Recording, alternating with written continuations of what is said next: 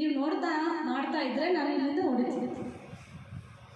ವಾಕ್ಯ ಕೇಳುವಾಗ ಶ್ರದ್ಧೆಯನ್ನು ಕೇಳಿ. ಇಷ್ಟುವರೆಗೂ ಆರಾಧನೆ ಮಾಡಿದ್ದೀವಿ, ಚಪ್ಪಾಳೆ ಹೊಡೆದಿದ್ದೀವಿ, ನಮ್ಮ ಬಾಯಿ ತೆರೆದು ಸ್ತುತಿಸಿದ್ದೀವಿ.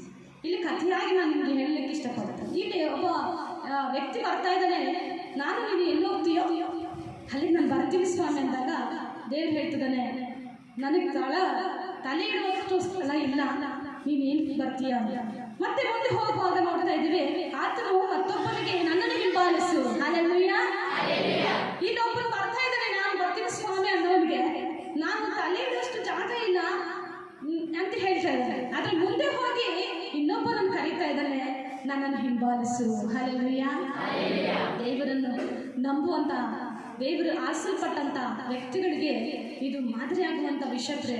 ಯಾಕಂದ್ರೆ ಈಗ ದೇವರು ನನ್ನನ್ನು ಹಿಂಬಾಲಿಸು ಎಂದು ಹೇಳಲು ಅವನು, ಸ್ವಾಮಿ ನಾನು ಮೊದಲು ಹೋಗಿ ನನ್ನ ತಂದೆಯ ಉತ್ತರಕ್ರಿಯೆಗಳನ್ನು ಮಾಡಿ ಬರುವಂತೆ ನನಗೆ ಅಪ್ಪಣೆ ಆಗಬೇಕು ಅಂದನು. ಹಲ್ಲೆಲೂಯಾ. ಈಗ ಏನ್ ಹೇಳ್ತಾ ಇದ್ದಾನೆ, ನನ್ನನ್ನು ಹಿಂಬಾಲಿಸು ಅಂದ್ರೆ ಕೆಲವರು ಹೇಳ್ತಾರಲ್ವ, ಸುವಾರ್ತೆ ಸಾರಿದಾಗ, ಅಕ್ಕ ಪಾಸ್ಟ್ರೆ ನಾನು ಸುವಾರ್ತೆಯನ್ನು ಕೇಳ್ತೀನಿ, ಆದರೆ ನನ್ನ ತಾತಗೆ ಒಂದು ತಲೆಗೋರಿ ಇಟ್ಬಿಟ್ಟು ಬರ್ತೀನಿ, ಇಲ್ಲ ನನ್ನ ದೇವರಿಗೆ ಒಂದು ಏನು ಮಾಡ್ಕೊಂಡು ಅರ್ಕೆ ಮಾಡ್ಕೊಂಡಿರ್ತಾರಲ್ಲ, ಅರ್ಕೆಯನ್ನು ತೀರಿಸಿ ಬರ್ತೀನಿ, ಆಮೇಲೆ ನಾನು ಬರ್ತೀನಿ, ಈ ವರ್ಷ ಬರಲ್ಲ ನೆಕ್ಸ್ಟ್ ವರ್ಷ ಬರ್ತೀನಿ ಅಂತ ಹೇಳುವಂತ ಮಾತುಗಳನ್ನು ನಾವು ಎಷ್ಟೋ ಸಾರಿ ನೋಡಿದ್ದೀವಿ. ಹಲ್ಲೆಲೂಯಾ. ಆದ್ರೆ ಇಲ್ಲ ಅಂತ ಹೇಳ್ತಾ ಇದ್ದಾನೆ, ನಾನು ಉತ್ತರ ಕ್ರಿಯೆಗಳನ್ನು ಮಾಡಿ ಬರುವಂತೆ ನನಗೆ ಅಪ್ಪಣೆ ಆಗಬೇಕು ಅಂದನು. ಆದರೆ ಆತನು ಅವನಿಗೆ ಸತ್ತವರೇ ತಮ್ಮಲ್ಲಿ ಸತ್ತು ಹೋದವರ ಉತ್ತರ ಕ್ರಿಯೆಗಳನ್ನು ಮಾಡಲಿ. ಆಮೆನ್. ಅದನ್ನ ಹೇಳ್ತಾ ಇದ್ದಾನೆ, ಸತ್ತು ಹೋದ್ರೆ ಪರವಾಗಿಲ್ಲ, ಉತ್ತರ ಕ್ರಿಯೆಗಳು ಮಾಡೋದಕ್ಕೆ ಬಂಧುಗಳು ಇರ್ತಾರಲ್ಲ, ನಾನೀಗ ಕರೀತಾ ಇದ್ದೀನಿ, ಈಗ ನನ್ನನ್ನು ಹಿಂಬಾಲಿಸ್ಬೇಕಷ್ಟೇ. ಹಿಂಬಾಲಿಸಿ ಎಂಬುದಾಗಿ ದೇವರು ಹೇಳ್ತಾ ಇದ್ದಾನೆ. ಇನ್ನೊಬ್ಬನೇ ಹೇಳ್ತಾ ಇದ್ದಾನೆ, ನಾವು ನೋಡುವಾಗ, ಸ್ವಾಮಿ ನನ್ನ ಉತ್ತರ ಕ್ರಿಯೆಗಳು ಮಾಡಲಿ, ನೀನಂತೂ ಹೋಗಿ ದೇವರ ರಾಜ್ಯವನ್ನು ಪ್ರಸಿದ್ಧಪಡಿಸು ಎಂದು ಹೇಳಿದನು. ಆಮೆನ್. ಏನ್ ಮಾಡ್ಬೇಕಂತ ಹೇಳ್ತಾನೆ, ದೇವರ ರಾಜ್ಯವನ್ನು ಪ್ರಸಿದ್ಧಪಡಿಸಬೇಕು. ಕರೆದಾತನು ನಂಬಿಗಸ್ತನು ಪ್ರಿಯರೇ, ತಾಯಿ ಗರ್ಭದಲ್ಲಿರುವಾಗ ನಿನ್ನ ಹೆಸರಿಡಿದು ಇಗೋ ನನ್ನವನು ಎಂಬುದಾಗಿ ಆತನು ಮುದ್ರೆ ಹಾಕಿ ಅನೇಕ ಜನಾಂಗಗಳಿಗೆ ಅಧಿಕಾರಿಯನ್ನಾಗಿ ದೇವರು ವಾಗ್ದಾನ ಮಾಡಿದ್ದಾನೆ. ಅನೇಕ ಜನ, ಪ್ರಜೆ, ರಾಜ ಇವರ ವಿಷಯದಲ್ಲಿ ನೀನು ಪ್ರವಾದನೆ ಹೇಳಬೇಕೆಂಬುದಾಗಿ. ಹಲ್ಲೆಲೂಯಾ. ಆ ವಾಗ್ದಾನವನ್ನು ನೆರವೇರಬೇಕಾದ್ರೆ ಈ ವಾಕ್ಯಗಳನ್ನು ನಾವು ಜ್ಞಾಪಕ ಮಾಡಿಕೊಳ್ಳೋಣ ಪ್ರಿಯರೇ. ನೀನು ಮೊದಲು ಹೋಗಿ ದೇವರ ರಾಜ್ಯವನ್ನು ಏನ್ ಮಾಡಬೇಕು, ಪ್ರಸಿದ್ಧಪಡಿಸು. ಕುಟುಂಬದ ಸಮಸ್ಯೆಗಳು, ಕಷ್ಟಗಳು, ಕಣ್ಣೀರುಗಳು ಯಾವಾಗ ಇರೋದೇ. ಯಾಕಂದ್ರೆ ಸೇವೆ ಮಾಡುವಾಗ, ನಾವು ದೇವರ ಬಳಿಗೆ ಬರುವಾಗ, ನಾನು ಸ್ವಾಮಿ ನೀನು ಚರ್ಚೆಗೆ ಬರ್ತಾನೆ ಇದ್ದೀನಿ, ಅಪ್ಪ ನೀನು ವಾಕ್ಯ ಕೇಳ್ತಾನೆ ಇದ್ದೀನಿ, ಪ್ರಾರ್ಥನೆ ಮಾಡ್ತಾನೆ ಇದ್ದೀನಿ, ಯಾಕೆ ಕಷ್ಟಗಳು, ಯಾಕೆ ಕಣ್ಣೀರುಗಳು ಎಂಬುದಾಗಿ ನಾವು ಹೇಳ್ಬೋದು. ಈ ದೇವರು ಹೇಳ್ತದಾನೆ, ಯಾವುದನ್ನು ನೋಡಬೇಡ, ಸತ್ತವರು ಉತ್ತರ ಕ್ರಿಯೆ ಮಾಡೋದಕ್ಕೆ ಜನ ಇದ್ದಾರೆ, ಆದರೆ ನೀನು ನನ್ನನ್ನು ಹಿಂಬಾಲಿಸು, ನೀನು ದೇವರ ರಾಜ್ಯವನ್ನು ಏನ್ ಮಾಡಬೇಕು, ಪ್ರಸಿದ್ಧಪಡಿಸಬೇಕು ಎಂಬುದಾಗಿ. ಇದುವರೆಗೂ ಸ್ವಾಮಿ ನಂಬಿದಂಥ ದಿನಗಳಿಂದ ದೇವರ ರಾಜ್ಯವನ್ನು ಎಷ್ಟು ಪ್ರಸಿದ್ಧಪಡಿಸ್ತಾ ಇದ್ದೀವಿ, ಪ್ರಸಿದ್ಧ ಮಾಡಲಿಕ್ಕೆ ನಾವು ಎಷ್ಟು ತೀರ್ಮಾನ ತೆಗೆದುಕೊಂಡಿದ್ದೀವಿ, ಕರೆದಾತ ನಂಬಿಗಸ್ತನಿಗೆ ಯೋಗ್ಯವಾದಂಥ ಕಾರ್ಯ ನಾವು ಯಾವ ರೀತಿ ಮಾಡ್ತಾ ಇದ್ದೀವಿ ಎಂಬುದಾಗಿ ಒಂದು ಸಾರಿ ನಾವು ಪರೀಕ್ಷಿಸಿಕೊಳ್ಳಬೇಕು. ಆದರೆ ನಾವು ನೋಡ್ತಾ ಇದ್ದೇವೆ, ಇನ್ನೊಬ್ಬರು ಸಹ ಸ್ವಾಮಿ ನಿನ್ನನ್ನು ಹಿಂಬಾಲಿಸುತ್ತೇನೆ, ಆದರೆ ಮೊದಲು ನನ್ನ ಮನೆಯವರಿಗೆ ಹೇಳಿ ಬರುವುದಕ್ಕೆ ನನಗೆ ಅಪ್ಪಣೆ ಆಗಬೇಕು ಅಂದನು. ಯೇಸು ಅವನಿಗೆ, ಯಾವನಾದರೂ ನೇಗಿಲಿನ ಮೇಲೆ ತನ್ನ ಕೈಯನ್ನು ಹಾಕಿ ಹಿಂದಕ್ಕೆ ನೋಡಿದರೆ ಅವನು ದೇವರ ರಾಜ್ಯಕ್ಕೆ ತಕ್ಕವನಲ್ಲವೆಂದು ಹೇಳಿದನು. ಸೇವೆ ಮಾಡ್ತೀನಿ, ನನ್ನನ್ನು ಪ್ರೇಮಿಸಿಕೋ, ನನ್ನನ್ನು ಬಲಪಡಿಸಿಕೋ ಅಂತ ನೀನು ಅರಿಕೆ ಮಾಡಿದಂಥ ಪ್ರಾರ್ಥನೆ ನೀನು ಜ್ಞಾಪಕ ಇಲ್ಲದಿದ್ದರೆ, ತಿರುಗಿ ನನಗೆ ಏನು ಬೇಡ ಸೇವೆ, ನನಗೆ ಯಾವುದೂ ಬೇಡ. ಇವಾಗ ನೇಗಿಲು ಗೊತ್ತಾ, ಹಸುಗಳು ನೋಡಿದ್ರ ಹೊಲ ಉಳುಮೆ ಮಾಡೋದಕ್ಕೆ ಅದ್ರ ಮೇಲೆ ಏನಿಟ್ಟಿರ್ತಾರೆ, ನೇಗಿಲಿಟ್ಟಿರ್ತಾರೆ. ಅದು ರೈತ ಏನು ಮಾಡ್ತದಾನೆ, ಅದನ್ನ ಹೇ ನಡಿ ಮುಂದೆ ನಡಿ ಎಂಬುದಾಗಿ ಹೊಡೆದು ಅದಕ್ಕೆ ಮಾತಾಡ್ಕೊಂಡು ಹೊಲವನ್ನು ಮಾಡಲಿಕ್ಕೆ ಹೋಗ್ತಾ ಇರ್ತಾನೆ. ಆದ್ರೆ ರೈತ ಮಾತು ಕೇಳ್ತೀರಾ, ಅದು ಹಿಂದ್ಗಡೆ ತಿರುಗಿದ್ರೆ ಇರ್ತದ ಇರೋದಿಲ್ಲ. ಆ ನೇಗಿಲು ಅದ್ರ ಮೇಲೆ ಬಿಡ್ತದೆ, ಅದು ಬಿದ್ದು ಹೋಗ್ತದೆ. ಅದಕ್ಕೆ ದೇವರು ಹೇಳ್ತಾನೆ, ಯಾವನಾದರೂ ನೇಗಿಲಿನ ಮೇಲೆ ತನ್ನ ಕೈಯನ್ನು ಹಾಕಿ ಹಿಂದಕ್ಕೆ ನೋಡಿದರೆ ಅವನು ದೇವರ ರಾಜ್ಯಕ್ಕೆ ತಕ್ಕವನಲ್ಲವೆಂದು ನಾನು ನಿಮಗೆ ಹೇಳುತ್ತೇನೆ. ಸ್ವಾಮಿಗೆ ಒಪ್ಪಿಸಿಕೊಟ್ಟಿದ್ದಾರೆ, ಬದುಕರು ನಿನಗಾಗಿ, ಸತ್ರು ನಿನಗಾಗಿ. ಅಪ್ಪ, ನನ್ನ ಉಸಿರು, ನನ್ನ ಕುಟುಂಬ, ನಾನೆಲ್ಲ ನಿನಗಾಗಿ ಜೀವಿಸ್ತೀನಿ ಎಂಬುದಾಗಿ ಹೇಳ್ತೀನಿ. ಆದರೆ ಒಂದು ಕ್ಷಣ ಲೋಕದಲ್ಲಿ ತಿರುಗಿದ್ರೆ, ಲೋಕದ ಕಾರ್ಯಗಳಲ್ಲಿ ನಾವು ಬದುಕಿದ್ರೆ ಅಂಥವನು ದೇವರ ರಾಜ್ಯಕ್ಕೆ ಯೋಗ್ಯವನಲ್ಲ. ಅಂಥವನು ಯೋಗ್ಯನಲ್ಲ ಎಂಬುದಾಗಿ ದೇವರು ಹೇಳ್ತಾರೆ. ಒಂದು ಕುಟುಂಬ ಇತ್ತು, ಸೇವಕರ ಕುಟುಂಬ. ಆ ಕುಟುಂಬದಲ್ಲಿ ಇಬ್ಬರು ಗಂಡು ಮಕ್ಕಳು, ಸೊಸೆಯರು ಮತ್ತು ಇತ್ತು ದೇವರನ್ನ ಆರಾಧನೆ ಮಾಡ್ತಾ ಇದ್ದಾರೆ. ಆರಾಧನೆ ಮಾಡ್ತಾ ಇರುವಂಥ ವೇಳೆಯಲ್ಲಿ ಆ ಕುಟುಂಬದ ಸೇವಕನು ಸಭೆಯಲ್ಲಿ ಎಲ್ಲರನ್ನೂ ಕೂಡ ನಡೆಸ್ತಾ ಇದ್ದಾರೆ. ಆದರೆ ಇಬ್ಬರು ಮಕ್ಕಳು ದೇವ್ರ ಮಾತು ಕೇಳಲಿಲ್ಲ. ಸೇವಕನ ಮಕ್ಕಳು ದೇವ್ರ ಮಾತು ಕೇಳಲಿಲ್ಲ. ತಂದೆ ಮಾತಾಡ್ತಾನೆ, ಬೇಡಪ್ಪ ಈ ತಪ್ಪು ಕೆಲಸಗಳು ಮಾಡಬೇಡ. ಅನೇಕ ಸ್ತ್ರೀಯರು ಒಳ್ಳೆ ಹೆಣ್ಣು ಮಕ್ಕಳನ್ನ ಎತ್ಕೊಂಡು ಹೋಗಿ ಬಾನಭಂಗ ಮಾಡೋದು ಮತ್ತು ಅನೇಕ ಊಟ ತಿಂದು ಆ ಸಭೆಯಲ್ಲಿ ಮಾಡ್ತಕ್ಕಂಥ ಎಲ್ಲ ಊಟವನ್ನು ಸೇರಿಸಿ ಅಸಹ್ಯವಾಗಿ ವರ್ತಿಸ್ತಾವಾಗ ತಂದೆ ಹೇಳ್ತಾನೆ, ಬೇಡಪ್ಪ ಈ ಕೆಟ್ಟ ಕಾರ್ಯಗಳು ಬೇಡ, ಈ ಜೀವಿತ ನಿಮ್ಗೆ ಬೇಡ ಅಂತ ಹೇಳ್ತಾರೆ. ಆದರೆ ಆ ಇಬ್ಬರು ಮಕ್ಕಳು ಕೂಡ ಆ ತಂದೆ ಮಾತು ಕೇಳದಿರುವಾಗ ಒಂದಿನ ಶತ್ರುಗಳು ಬಂದರು. ಶತ್ರುಗಳು ಬಂದಾಗ ಇವರು ಯುದ್ಧಕ್ಕೆ ಹೋಗ್ಬೇಕು. ನಮ್ಮ ತಂದೆ ಯಾಜಕನಲ್ವಾ, ಆ ಯಾಜಕನ ಇವಾಗ ನಮಗೇನು ಭಯ, ನಮ್ಮ ತಂದೆ ಪ್ರಾರ್ಥನೆ ಮಾಡ್ತಾನೆ ಅಂತ ಹೇಳಿ ಮಂಜುಷದ ಪೆಟ್ಟಿಗೆಯನ್ನು ಎತ್ಕೊಂಡು ಅವರು ಯುದ್ಧ ಮಾಡೋಕ್ಕೆ ಹೋದರು. ಯುದ್ಧ ಮಾಡೋಕ್ಕೆ ಹೋದಾಗ ಇವಾಗ ಅನೇಕ ಜನರು ನೋಡಿ ದೇವರ ವಾಕ್ಯ ಹೃದಯದಲ್ಲಿ ಇರುವುದಿಲ್ಲ. ಬೈಬಲ್ ಮಾತ್ರ ತಲೆ ಹತ್ರ ಇರ್ತಾರೆ. ಬೈಬಲ್ ಮಾತ್ರ ಒಂದು ಶೋಕೇಶಲ್ಲಿ ಇಟ್ಟಿರ್ತಾರೆ. ಎಷ್ಟು ದಿನ ಬೈಬಲ್ ತೆಗೆದಿರಲ್ಲ ಗೊತ್ತಿರಲ್ಲ. ಶೋಕೇಶಲ್ಲಿ ಮಾತ್ರ ಭದ್ರವಾಗಿಟ್ಟಿರ್ತಾರೆ. ಕೆಲವು ಮನೆಗಳಲ್ಲಿ ನೋಡ್ತೀವಿ, ದೇವ್ರ ಮನೆ ಅಂತ ಇರ್ತಾರಲ್ಲ ಹಿಂದೂಗಳಲ್ಲಿ, ದೇವ್ರ ಮನೆಗಳಲ್ಲಿ ಇಟ್ಟು ಅಲ್ಲಿ ಮಾತ್ರ ಅವರು ಇಟ್ಟು ಅದು ದೇವರು ಅಂತ ಹೇಳ್ತಾರೆ. ದೇವ್ರ ವಾಕ್ಯ ನಮ್ಮ ಕೈಲಿರಬೇಕು, ನಮ್ಮ ಬಾಯಿಲಿರಬೇಕು, ನಮ್ಮ ಹೃದಯದಲ್ಲಿರಬೇಕು. ಆದರೆ ಆ ಸೇವಕರ ಮಕ್ಕಳು ಮಂಜುಷನ ಪೆಟ್ಟಿಗೆ ಎತ್ಕೊಂಡು ಹೋಗಿ ಯುದ್ಧ ಮಾಡೋದಕ್ಕೆ ಹೋಗ್ತಾರೆ. ಶತ್ರುಗಳು ಬಂದ್ಬಿಟ್ಟಿದ್ದಾರೆ. ಯುದ್ಧ ಮಾಡೋಕ್ಕೆ ಹೋದಾಗ ಆ ಮಧ್ಯದಲ್ಲಿ ಇಟ್ಟುಕೊಂಡು ಏನು ಮಾಡ್ತಾರೆ ಅಂದರೆ ಒಳ್ಳೆ ಹಾಡುಗಳಾಡ್ತಾರೆ, ಒಳ್ಳೆ ಪ್ರಾರ್ಥನೆ ಮಾಡ್ತಾರೆ. ಜನರಿ ಕಿನ್ನರಿ ಡೋಲೆಲ್ಲ ಇಟ್ಟುಕೊಂಡು ನಮಗಿಂತ ಬೇರೆ ಯಾರೂ ಇಲ್ಲ ಅಂತ ಹೇಳಿ ಚಪ್ಪಾಳೆ ಹೊಡ್ತಾರೆ. ಶತ್ರುಗಳು ಒಂದು ಕಡೆ ಕೂತಿರುವಾಗ ಆ ಯುದ್ಧಕ್ಕೆ ಬಂದಿರುವಂಥ ಶತ್ರುಗಳು ಇದೇನಪ್ಪ ಇಷ್ಟು ದಿನ ಭಯದಿಂದ ಓಡೋಗ್ತಾ ಇದ್ರು, ಯಾಕಂದರೆ ಭಯದಿಂದ ಓಡೋಗ್ತಾ ಇದ್ರು, ಈಗೇನು ಇಷ್ಟು ಶಬ್ದ ಅಂದರೆ ಅವ್ರ ಮಧ್ಯದಲ್ಲಿ ಏನಿದೆ, ಮಂಜುಷದ ಪೆಟ್ಟಿಗೆ. ಬೈಬಲ್ ಇದೆ ಅವ್ರ ಕೈಯಲ್ಲಿ. ನಾವು ಮಂಜುಷದ ಪೆಟ್ಟಿಗೆ ಅಂದರೆ ಗೊತ್ತಾಗಲ್ಲ, ಅದಕ್ಕೆ ನಾನು ನಿಮಗೆ ಕಥೆ ಹೇಳ್ತಾ ಇದ್ದೀನಲ್ಲ. ಬೈಬಲ್ ಎತ್ಕೊಂಡು ಹೋಗಿ ಹಲ್ಲೆಲೂಯ ಸ್ತೋತ್ರ ಸ್ತೋತ್ರ, ಇವಾಗ ಕೋವಿಡ್-19 ಬಂದಿದೆ, ಸ್ತೋತ್ರ ಅಂತ ಇದ್ರೆ ಕೋವಿಡ್-19 ಬಂದೇ ಬರ್ತದೆ. ಹೃದಯದಲ್ಲಿಲ್ಲ ಅಂದರೆ ಬಾಯಲ್ಲೇ, ಇಲ್ಲ ಅಂದರೆ ಬರಲ್ಲ. ನಮ್ಮ ಹೃದಯದಲ್ಲಿ ನಮ್ಮ ವಾಕ್ಯವನ್ನು ಇಟ್ಟುಕೊಳ್ಬೇಕು. ಇವಾಗ ಕಷ್ಟ ಕಾಲದಲ್ಲಿ ಮಾತ್ರ ಚರ್ಚೆಗೆ ಹೋಗಿ ಬರ್ತಾರೆ. ಕೆಲವರು ಕಷ್ಟ ಬಂದಾಗ ಎಲ್ಲ ಚೆನ್ನಾಗಿರುವಾಗ ನೆಂಟರು ಬಂದಿದ್ದಾರೆ, ಹೇಳ್ತಾರೆ, ಯಾಕಮ್ಮ ಚರ್ಚೆಗೆ ಬಂದಿಲ್ಲ, ಯಾಕಣ್ಣ ಚರ್ಚೆಗೆ ಬಂದಿಲ್ಲ, ನೆಂಟರು ಬಂದಿಲ್ಲ, ಅದಕ್ಕೆ ಬರೋಕ್ಕಾಗಲಿಲ್ಲ. ಇನ್ನು ಕೆಲವರು ಹೇಳ್ತಾರೆ, ನೀರು ಬಂದಿತ್ತು, ನೀರು ಹಿಡ್ಕೊಳಕ್ಕೆ ಒಂದು ದಿನ, ಒಂದು ಸಬ್ಬತ್ ದಿನ ನೀನು ಕಳ್ತನ ಮಾಡ್ತೀಯ ಅಲ್ವಾ, ಒಂದು ನೀರಿಡಕ್ಕೆ. ನೆಂಟರು ಬಂದರೆ ಕುಟುಂಬದಲ್ಲಿ ಒಳ್ಳೆ ಬಿರಿಯಾನಿ ಮಾಡಿಸ್ಬೇಕಲ್ಲ, ಅದಕ್ಕೆ ಒಂದು ಸಬ್ಬತ್ ದಿನ, ಒಂದು ಉಪವಾಸ ಪ್ರಾರ್ಥನಾ ಎಲ್ಲ ನಾವೇನು ಮಾಡ್ತೀವಿ, ಕದ್ಕೊಳ್ತೀವಿ. ಆದರೆ ಸಮಯ ಕಷ್ಟಗಳು ಬಂದಾಗ ಬೈಬಲ್ ಎತ್ಕೊಂಡು ಓಡೋಡಿ ಬರ್ತೀವಿ. ಅದೆಲ್ಲ ಕಲಿಯಲ್ಲ. ಇವರು ಸೇವಕರ ಮಕ್ಕಳಿಬ್ಬರು ಅದೇ ಕೆಲಸ ಮಾಡಿ ಚಪ್ಪಾಳೆ ಹೊಡೆದು ಆರಾಧನೆ ಮಾಡ್ತಾರೆ. ಬರತಕ್ಕಂಥ ಶೋಧನೆ ಅವ್ರು ತಪ್ಪಿಸ್ಕೊಳಕ್ಕಾಗಲಿಲ್ಲ. ಆ ಯುದ್ಧದಲ್ಲಿ ಇಬ್ಬರು ಗಂಡು ಮಕ್ಕಳು ಸತ್ತು ಹೋದ್ರು. ಯುದ್ಧದಲ್ಲಿ ಏನಾದರೂ ಅವ್ರು ಹೇಳ್ತಾರೆ, ಶತ್ರುಗಳು, ಇದೇನು ಯಾವತ್ತು ಇಲ್ದಿರಾ ಇವತ್ತು ಕುಟುಂಬ ಪ್ರಾರ್ಥನೆ ಮಾಡ್ತಾ ಇದ್ದಾರೆ, ಯಾವತ್ತು ಇಲ್ದಿರಾ ಚರ್ಚಿಗೆ ಬೈಬಲ್ ಎತ್ಕೊಂಡು ಹೋಗ್ತಾ ಇದ್ದಾರೆ ಅಂತ ಶತ್ರುಗಳು ಹೇಳ್ತಾರೆ. ಶತ್ರುಗಳು ಇವಾಗ ಯಾರು ಗೊತ್ತಾ ನಮಗೆ? ಅನೇಕ ರೋಗಗಳು, ಅನೇಕ ಅಂಧಕಾರ ಶಕ್ತಿಗಳು, ಅನೇಕ ದುರಾತ್ಮನ ಕಾರ್ಯಗಳು ಅವು ನೋಡ್ತಾ ಇರ್ತದೆ. ನಿನ್ನನ್ನು ಯಾವ ರೀತಿಯಾಗಿ ಬೀಳಿಸಬೇಕು, ನೀನು ದೇವರ ರಾಜ್ಯ ಕಟ್ಟಬಾರ್ದು, ದೇವರಿಗಾಗಿ ನೀನು ಜೀವಿಸಬಾರ್ದು ಎಂಬುದಾಗಿ ಯಾವುದೋ ಒಂದು ಮನಸ್ತಾಪ, ಯಾವುದೋ ಅಸಮಾಧಾನ ತುಂಬಿಸಿ ಕುಟುಂಬಗಳಲ್ಲಿ ಗಲಿಬಿಲಿ ಮಾಡಿ ದೇವರಿಂದ ದೂರ ಮಾಡುವಂಥ ಪ್ರಯತ್ನಗಳು ಅವನು ಮಾಡ್ತಾನೆ ಇರ್ತಾರೆ. ಆದರೆ ಇವರು ಅಪ್ಪ ತಂದೆ ಅಂದರೆ ಇವರು ಕುಡಿತಾ ಇದ್ದಾರೆ, ಇವರು ವ್ಯಭಿಚಾರ ಮಾಡ್ತಾ ಇದ್ದಾರೆ, ಕಳ್ತನ ಮಾಡ್ತಾ ಇದ್ದಾರೆ, ತಂದೆಗೆ ಅವಿಧೇಯರಾಗಿ ಜೀವಿಸ್ತಾ ಇದ್ದಾರೆ. ಆವಾಗ ಆ ಇಬ್ಬರು ಮಕ್ಕಳು ಕೂಡ ಸತ್ತು ಹೋಗಿದ್ರೆ, ಸತ್ತೋದಾಗ ಒಬ್ಬ ಚಿಕ್ಕವನ ಹೆಂಡತಿ ಗರ್ಭಿಣಿ ಆಗಿರ್ತಾರೆ. ಆವಾಗ ಯಾರೋ ಒಬ್ಬರು ತಪ್ಪಿಸ್ಕೊಳ್ತಾನೆ, ಯುದ್ಧದಲ್ಲಿ ತಪ್ಪಿಸ್ಕೊಂಡ್ಬಿಟ್ಟು ಯಾರ ಹತ್ರ ಬಂದಿದ್ದಾರೆ, ಆ ಸೇವಕನ ಹತ್ರ ಓಡಿ ಬಂದು ಅಯ್ಯವ್ರೇ, ನಿಮ್ಮ ಇಬ್ಬರು ಮಕ್ಕಳು ಕೂಡ ಸತ್ತು ಹೋದ್ರು, ಯುದ್ಧಕ್ಕೆ ಹೋಗಿರುವಂಥ ಎಲ್ಲ ಜನರು ಕೂಡ ಸತ್ತು ಹೋದ್ರು ಅಂದಾಗ ಆ ಸೇವಕ ಏನು ಮಾಡ್ತಾನೆ, ಹಿಂದೆ ಹೋಗಿ ಬಿದ್ದೋಗ್ಬಿಟ್ಟು ಕತ್ತಿ ಕತ್ತು ಮುರಿದು ಸತ್ತೋಗ್ತಾನೆ. ಗರ್ಭಿಣಿಯಾದಂಥ ಸ್ತ್ರೀ ಇಬ್ಬರು ಯಾಕಂದರೆ ತನ್ನ ಗಂಡ ಸತ್ತೋದ ಮತ್ತು ಮಾವ ಸತ್ತೋದ, ತನ್ನ ಭಾವ ಸತ್ತೋದ ಅಂತ ಮಾತನ್ನು ಕೇಳಿದ ತಕ್ಷಣವೇ ಆಕೆಗೆ ಏನಾಯ್ತಂದ್ರೆ ಗರ್ಭಿಣಿ ನೋವು ಸ್ಟಾರ್ಟ್ ಆಯ್ತು, ಹೆರಿಗೆ ನೋವು ಸ್ಟಾರ್ಟ್ ಆಯ್ತು. ಹೆರಿಗೆ ನೋವು ಸ್ಟಾರ್ಟ್ ಆಯ್ತು. ಎಲ್ಲ ಸ್ತ್ರೀಯರು ಬಂದು, ಅಮ್ಮ ನಿಮ್ಮ ಮಾವ ಸತ್ತೋಗಿದ್ದಾರೆ, ನಿನ್ನ ಗಂಡ ಸತ್ತೋಗಿದ್ದಾನೆ, ನಿನ್ನ ಭಾವ ಸತ್ತೋಗಿದ್ದಾನೆ ಅಂತ ಹೇಳಿದಾಗ ಆಕೆ ಆ ಶಾಖ ತಿಂದಿದ ತಕ್ಷಣ ಹೆರಿಗೆ ನೋವು ಸ್ಟಾರ್ಟ್ ಆಗಿ ಒಂದು ಮಗುವನ್ನು ಕೂಡ ಹೆರಿತಾಳಿದ್ದಾರೆ.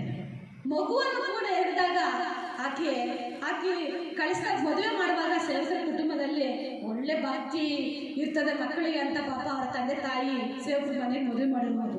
ಆಕೆ ಒಳ್ಳೆ ಪ್ರಾರ್ಥನಾ ವಿರಳೆ ಎಂಬುದಾಗಿ ವಾಕ್ಯದಲ್ಲಿ ನಾವು ನೋಡ್ಬೋದು. ಯಾಕಂದ್ರೆ ಆಕೆ ಕೇಳಿದ ತಕ್ಷಣ ಒಂದು ಮಾತು ಹೇಳ್ತಾಳೆ, ತನ್ನ ಮಗುಗೆ ಒಂದು ಹೆಸರು ಇಡ್ತಾಳೆ, ಮಹಿಮೆ ಹೋಯ್ತು, ಮಹಿಮೆ ಹೋಯ್ತು ಅಂತ. ಅರ್ಥ ಆಗ್ತಾ ಇದೆಯಾ? ಮಹಿಮೆ ಹೋಯ್ತು. ತನ್ನ ಗಂಡ ಸತ್ತೋದ, ಭಾವ ಸತ್ತೋದ, ಮಾವ ಸತ್ತೋದ ಅಂದಾಗ ಆಕೆ ಗರ್ಭಿಣಿ ಹೆರಿಗೆ ನೋವು ಬಂದು ಒಂದು ಮಗುವನ್ನು ಎತ್ತಿ ಆ ಕ್ಷಣವೇ ಆಕೆ ಪ್ರಾಣ ಬಿಡ್ತಾಳೆ ಎಂಬುದಾಗಿ. Hallelujah, hallelujah. ಒಂದನೇ ಸಮುವೇಲ 4ನೇ ಅಧ್ಯಾಯ 19ರಿಂದ 22 ವಚನ ಓದಿಕೊಡೋಣ.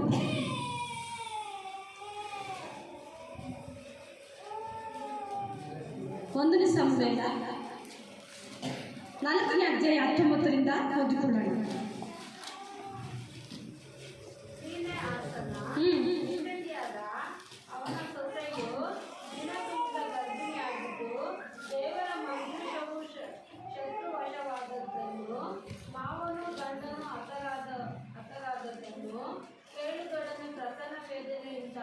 ಮಗುವನ್ನು ಹೆತ್ತಳು.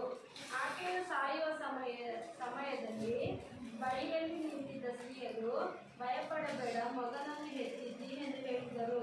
ಆಕೆಯು ಅವನ ಮಾತಿಗೆ ಲಕ್ಷ್ಯ ಕೊಡಲಿಲ್ಲ, ಪ್ರತ್ಯುತ್ತರ ಕೊಡಲಿಲ್ಲ. ದೇವರ ಮಂಜೂಷವು ಶತ್ರುವಶವಾದದ್ದರಿಂದಲೂ ಮಾವನು ಗಂಡನು ಮೃತ್ಯು ಹೊಂದಿದ್ದರಿಂದಲೂ ಮಹಿಮೆಯು ಇಸ್ರಾಯೇಲನ್ನು ಬಿಟ್ಟು ಹೋಯಿತೆಂದು ಹೇಳಿ ಆ ಕೂಸಿಗೆ ಇಕಾಬೋದ್ ಎಂದು ಹೆಸರಿಟ್ಟಳು. ದೇವರ ಮಂಜೂಷವು ಶತ್ರುವಶವಾದದ್ದರಿಂದಲೇ ಇಸ್ರಾಯೇಲರ ಮಹಿಮೆಯು ಹೋಯಿತೆಂದು ಹೇಳಿದಳು. ಹಲ್ಲೆಲೂಯಾ. ಫೀನೆಹಾಸನ ಹೆಂಡತಿ. 4ನೇ ಅಧ್ಯಾಯ ಓದ್ರಿ. ಇಬ್ರು ಗಂಡು ಮಕ್ಕಳಿದ್ದಾರೆ, ಆ ಸೇವಕನಿದ್ದಾನೆ, ಆ ಸೇವಕನ ಕತ್ತು ಮುರಿದು ಸತ್ತು ಹೋಗ್ತಾನೆ. ಇಲ್ಲಿ ನಾವು ನೋಡ್ತಾ ಇದ್ದೇವೆ ಅವ್ರ ಹೆಸರು ಇಬ್ಬರು ಗಂಡು ಮಕ್ಕಳು ಕೂಡ ಸತ್ತ ಮೇಲೆ ಯಾರೋ ಒಬ್ಬನು ಓಡಿ ಬಂದು ಸೇವಕನಿಗೆ ಹೇಳ್ತಾನೆ. ಆದರೆ ಆ ಫೀನೆಹಾಸನ ಹೆಂಡತಿ ಏನಾಗಿದ್ದಾಳೆ? ಗರ್ಭವನ್ನು ಧರಿಸಿದ್ದಾಳೆ. ಅರ್ಥ ಆಗ್ತಾ ಇದೆಯಾ? ಏನ್ ಮಾಡ್ತಾ ಇದ್ದಾಳೆ? ಹೆಂಡತಿಯಾದ ಅವನ ಸೊಸೆಯು ದಿನ ತುಂಬಿದ ಗರ್ಭಿಣಿಯಾಗಿದ್ದು ದೇವರ ಮಂಜೂಷವು ವಶವಾಯಿತೆಂದು ಮಾವನು ಗಂಡನು ಹತವಾದದ್ದು ಕೇಳಿದೊಡನೆ ಪ್ರಸವ ವೇದನೆ ಉಂಟಾಗಿ ಮಗುವನ್ನು ಹೆತ್ತಳು. ಮಗು ಹೆತ್ತಿದಳು, ಪ್ರಸವ ವೇದನೆ ಬಂದ್ಬಿಡ್ತು. ಗರ್ಭಿಣಿಯಾದಂಥ ಸ್ತ್ರೀಗೆ ಈ ಮಾತು ಕೇಳುವಾಗ ಗಂಡ ಸತ್ತೋಗಿದ್ದಾನೆ, ಮಾವ ಸತ್ತೋಗಿದ್ದಾನೆ ಎಂಬ ಹೇಳುವಾಗ ಆಕೆ ತಡೆಯಕ್ಕೆ ಆಗದೆ ಗರ್ಭಿಣಿ ಸ್ತ್ರೀಗೆ ಏನಾಗಿದೆ? ಪ್ರಸವ ವೇದನೆ ಆಗಿದೆ. ಒಂದು ಮಗು ಹೆತ್ತಿದ್ದಾಳೆ. ಅನೇಕ ಸ್ತ್ರೀಯರು ಬಂದು, ಅಮ್ಮ ನಿನಗೆ ಒಂದು ಗಂಡು ಮಗು ಆಗಿದೆ ಅಂದ್ರೆ ಆಕೆ ಮಾತಾಡಿಸ್ತಾ ಇದ್ದಾಳ? ಮಾತಾಡ್ತಾ ಇಲ್ಲ. ಎಷ್ಟು ನೋವು ತಿಂದಿರ್ತಾಳೆ. ತನ್ನ ಗಂಡನ ಸತ್ತೋಗಿದ್ದಾನೆ, ಮಾವ ಸತ್ತೋಗಿದ್ದಾನೆ, ಶತ್ರುವಶ ಆಗಿದೆ. ಯಾರು ಆಕೆ ನೋವು ಏನಿದೆ ಗೊತ್ತಾ? ಗಂಡ ಸತ್ತೋಗಿದ್ದಾನೆ, ಮಾವ ಸತ್ತೋಗಿದ್ದಾನೆ. ಅದಕ್ಕಿಂತ ಮುಖ್ಯವಾಗಿ ಮಂಜುಷ ಶೆಟ್ಟಿಗೆ ಯಾರ ಕೈಗಿದೆ? ಶತ್ರು ಕೈಗಿದೆ. ಅನೇಕ ಜನರ ಈ ಕಾಲದಲ್ಲಿ ಸ್ವಾಮಿ ಸ್ವಾಮಿ ಅಂತ ಬರ್ತಾರೆ, ಸ್ವಲ್ಪ ದಿನ ಆದಮೇಲೆ ಶತ್ರು ಕೈಗಳಲ್ಲಿ ಇರ್ತಾರೆ. ಆರಾಧನೆ ಮಾಡುವಂಥವರು ಅನೇಕ ಸೀರಿಯಲ್ಗಳಲ್ಲೇ ಹುಚ್ಚು. ಸೀರಿಯಲ್ ಏನಾಯ್ತು, ನಾಳೆ ಏನಾಯ್ತು, ಇವತ್ತು ನಾನು ಕೇಳಿಲ್ಲ, ನಾಳೆ ಏನಾಯ್ತು ಅಂತ ಸೀರಿಯಲ್ ಹುಚ್ಚು. ಎಲೆ ಅಡಿಕೆ ಹಾಕೊಂಡು ಅದರಲ್ಲೇ ಇರ್ತಾರೆ ಅಲ್ವಾ? ಪಾನ್ ಪರಾಕು, ಬೀಡ, ಅನಸು ಇವೆಲ್ಲ ಹಾಕೊಂಡು ಶತ್ರುಗಳ ಕೈಗೆ ಅವ್ರ ಬಲಿ ಆದಂಗೆ ತಾನೆ ಈಗಿನ ಕಾಲದಲ್ಲಿ. ಅನೇಕ ರೋಗಗಳು, ಅನೇಕ ಭಯಂಕರವಾದಂಥ ಸಂಕಟಗಳು ಬರ್ತದೆ. ಈಕೆ ಆ ವಿಷಯವನ್ನು ಕೇಳಿದಾಗ ಮೊದಲು ಇಷ್ಟು ಪ್ರಾರ್ಥನೆ ಮಾಡ್ತಾ ಇದ್ದೆ ನನ್ನ ಗಂಡ, ಇಷ್ಟು ನನ್ನ ಹೆಂಡತಿ ಇಷ್ಟು ಪ್ರಾರ್ಥನೆ ಮಾಡ್ತಾ ಇದ್ದೆ, ಈಗ ಆಕೆ ನಾನು ಬದಲಾವಣೆ ಮಾಡೋಕ್ಕಾಗ್ತಾ ಇಲ್ಲ. ನನ್ನ ಹೆಂಡತಿ ಸೀರಿಯಲ್ಲೇ ಹುಚ್ಚು ಹಿಡಿದು ಬಿಟ್ಟಿದೆ. ಒಬ್ಬ ಸ್ತ್ರೀ ಸೀರಿಯಲ್ ನೋಡ್ತಾ ಇರುವಾಗ ಇನ್ನೇನಾಯ್ತು ಅಂತ ಆಸೆ ಇರ್ತದೆ. ಅದು ನೋಡಿದ್ಮೇಲೆ ಯಾರು ಬಿಟ್ಟು ಬರೋಕ್ಕಾಗೋದಿಲ್ಲ. ಸೈತಾನ ಅದರಲ್ಲೇ ತುಂಬಿಕೊಂಡಿರ್ತಾನೆ. ಮನೆಯಲ್ಲಿ ಸೀರೆ ಹಾಕ್ಕೊಂಡು ಬಟ್ಟೆ ಒಗಿಬೇಕು. ಗಂಡ ಡ್ಯೂಟಿಗೆ ಹೋಗಿದ್ದಾನೆ, ಬಟ್ಟೆ ಒಗಿಬೇಕು. ಸೋಫಾ ಮೇಲೆ ಬಟ್ಟೆ ಎಲ್ಲ ಎತ್ಕೊಂಡ್ಬಂದು ಹಾಕಿದ್ದಾಳೆ. ತನ್ನ ಚಿಕ್ಕ ಮಗು ಇದೆ, ಒಂದು 6 ತಿಂಗಳ ಮಗುನ 3 ತಿಂಗಳ ಮಗುನ ಅನ್ಕೊಳ್ಳೋಣ. ಆ ಮಗುನ ತಂದು ಅಳ್ತಾ ಇರೋ ಮಗುಗೆ ಹಾಲು ಕುಡಿಸಿ ಆ ಸೋಫಾ ಮೇಲೆ ಮಲಗಿಸಿ ಬಟ್ಟೆ ನೋಡ್ಕೊಂಡು ಬಟ್ಟೆ ಹಾಕ್ಬಿಡೋಣ ಮಿಷನ್ಗೆ ಅಂತೇಳಿ ಆ ಬಟ್ಟೆ ಎತ್ಕೊಂಡ್ಬಂದು ಆ ಮಗು ಮೇಲೆ ಹಾಕಿದೆ. ಆ ನೋಡುವಂಥ ಹುಚ್ಚಿನಲ್ಲಿ ಮಗುನು ಬಟ್ಟೆನೂ ಕೂಡ ಸೇರಿಸಿ ವಾಷಿಂಗ್ ಮಿಷನ್ಗೆ ಹಾಕ್ತಾರೆ. ಅರ್ಥ ಆಗ್ತಾ ಇದೆ? ವಾಷಿಂಗ್ ಮಿಷನ್ಗೆ ಹಾಕ್ತಾರೆ. ಅದೇನಾಗಿದೆ, ಗ್ರೈಂಡ್ ಆಗಿ ಮಗು ಅದರಲ್ಲೇ ಸತ್ತೋಯ್ತು. ಆಕೆ ಬಟ್ಟೆ ತೆಗೆಯಕ್ಕೆ ನೋಡ್ತಾಳೆ, ಮಗು ಬ್ಲಡ್ಡು, ಮಗು ಚಿತ್ರಾನ್ನ ಆಗಿದೆ. ನೋಡಿ ಏನು ಮಾಡೋದು, ಗಂಡ ಬಂದು ಏನು ಮಾಡ್ತಾನೆ ಅಂಥೇಳಿ ಆಕೆ ಕೂಡ ನೇಣು ಹಾಕೊಂಡು ಸತ್ತೋದು. ಸೀರೆ ನೋಡುವಂಥ ಹುಚ್ಚಿಗೆ ಯಾವುದ್ರಲ್ಲಿ ಬಂದಿದ್ದು, ನ್ಯೂಸ್ಗಳಲ್ಲೇ ಬಂದಿದ್ದು, ನೀವು ಕೇಳಿರ್ಬೋದು. ಸತ್ತೋಯ್ತು. ಇವಾಗ ಪ್ರಾಣ ನಷ್ಟ ಆಯಿತಾ? ಯಾಕೆಂದರೆ ಇಲ್ಲಿ ಈಕೆ ಏನು ನೋಡ್ತಾ ಇದ್ದಾಳೆ ಅಂದರೆ, ಮಂಜುಷ ಶೆಟ್ಟಿಗೆ ಶತ್ರು ವಶವಾಯಿತಲ್ಲ. ಮೊದಲು ಚೆನ್ನಾಗಿ ಆರಾಧನೆ ಮಾಡ್ತಾ ಇದ್ದಲ್ಲ, ಚೆನ್ನಾಗಿ ಸ್ತುತಿಸ್ತಾ ಇದ್ದಲ್ಲ, ಚೆನ್ನಾಗಿ ನೀವು ದೇವರ ರಾಜ್ಯಕ್ಕಾಗಿ ನೀತಿಗಾಗಿ ಎಷ್ಟು ದೂರ ಬೇಕಾದರೂ ಪ್ರಯಾಣ ಮಾಡ್ತಾ ಇದ್ದಲ್ಲ, ಈಗ ಕಳೆದು ಹೋಯಿತು. ಈಗ ಪ್ರಸನ್ನತೆ ಇಲ್ಲ, ಮಹಿಮೆ ಹೋಯಿತು. ಈಗ ಮಾಡಬೇಕಾದ್ರೂ ಕೂಡ ಮಾಡೋಕ್ಕಾಗ್ತಾ ಇಲ್ಲ. ಜನರ ಹೃದಯಗಳಲ್ಲಿ ಪ್ರಾರ್ಥನೆ ಮಾಡಬೇಕಂದ್ರೆ ಸ್ವಾಮಿ ಸ್ವಾಮಿ ಅಂತಾರೆ. ಅಷ್ಟೊತ್ತು ನಿದ್ರೆ ಬರ್ತದೆ, ಇಲ್ಲ ಬೇಸರಿಕೆ ಬರ್ತದೆ, ಏನೋ ಒಂದು ಡಿಸ್ಟರ್ಬೆನ್ಸ್ ಆಗ್ತದೆ, ಇಲ್ಲ ಸೀರಿಯಲ್ ಜ್ಞಾಪಕನೇ ಬರ್ಬೋದು ನಿಮಗೆ, ಇಲ್ಲ ಹೊರಗಡೆ ಹೋಗಿ ಒಂದು ಪಾನ್ ಪಾರ್ಕ್ ತಗೊಂಡು ಹಾಕೋಬೇಕಂತ ಜ್ಞಾಪಕನೇ ಬರಬಹುದು. ಇಷ್ಟೊಂದು ಪ್ರಸಂಗ ಮಾಡ್ತಾರೆ ಸೇವಕರು. ಯಾವತ್ತು ಬಿಡ್ತಾರೋ ನಾವು ಹೋಗೋಣ ಅಂತ ಸೈತಾನ ನಿಮಗೆ ಆಲೋಚನೆ ಕೊಟ್ಟು ನಿಮ್ಮನ್ನು ಮುಂದೆಗೆ ಹೇಳ್ಕೊಂಡು ಹೋಗುವಂಥ ಕಾರ್ಯಗಳಲ್ಲಿ ಮನೆ ಹೋಗ್ತಾಗುತ್ತೆ. ದೇವರ ಒಂದು ಪ್ರಸನ್ನತೆ ಹೋದರೆ, ಆ ಮಹಿಮೆ ಹೋದರೆ ನೀವು ಬದುಕಕ್ಕಾಗ್ತದ? ನೋಡಿ, ಆ ಸ್ತ್ರೀ ಮಗುಗೆ ಹುಟ್ಟಿದ ಸಂತೋಷವಿಲ್ಲ, ಗಂಡು ಮಗು ಆಗಿದೆ. ಆ ಮಗನ ಹೆಸರು ಏನಂತ ಹೇಳ್ತಾ ಇದ್ದಾರೆ ಹೇಳ್ರಿ? ಈ ಕಾದೋದು ಎಂದು ಹೆಸರಿಟ್ಟಾರೆ. ದೇವರ ಮಂಜೂಷವು ಶತ್ರು ವಶವಾದದ್ರಿಂದ ಇಸ್ರಾಯೇಲರ ಮಹಿಮೆಯೂ ಹೋಯಿತು. ಇಸ್ರಾಯೇಲರ ಏನಾಯ್ತಲ್ಲ, ಮಹಿಮೆ ಹೋಯಿತು.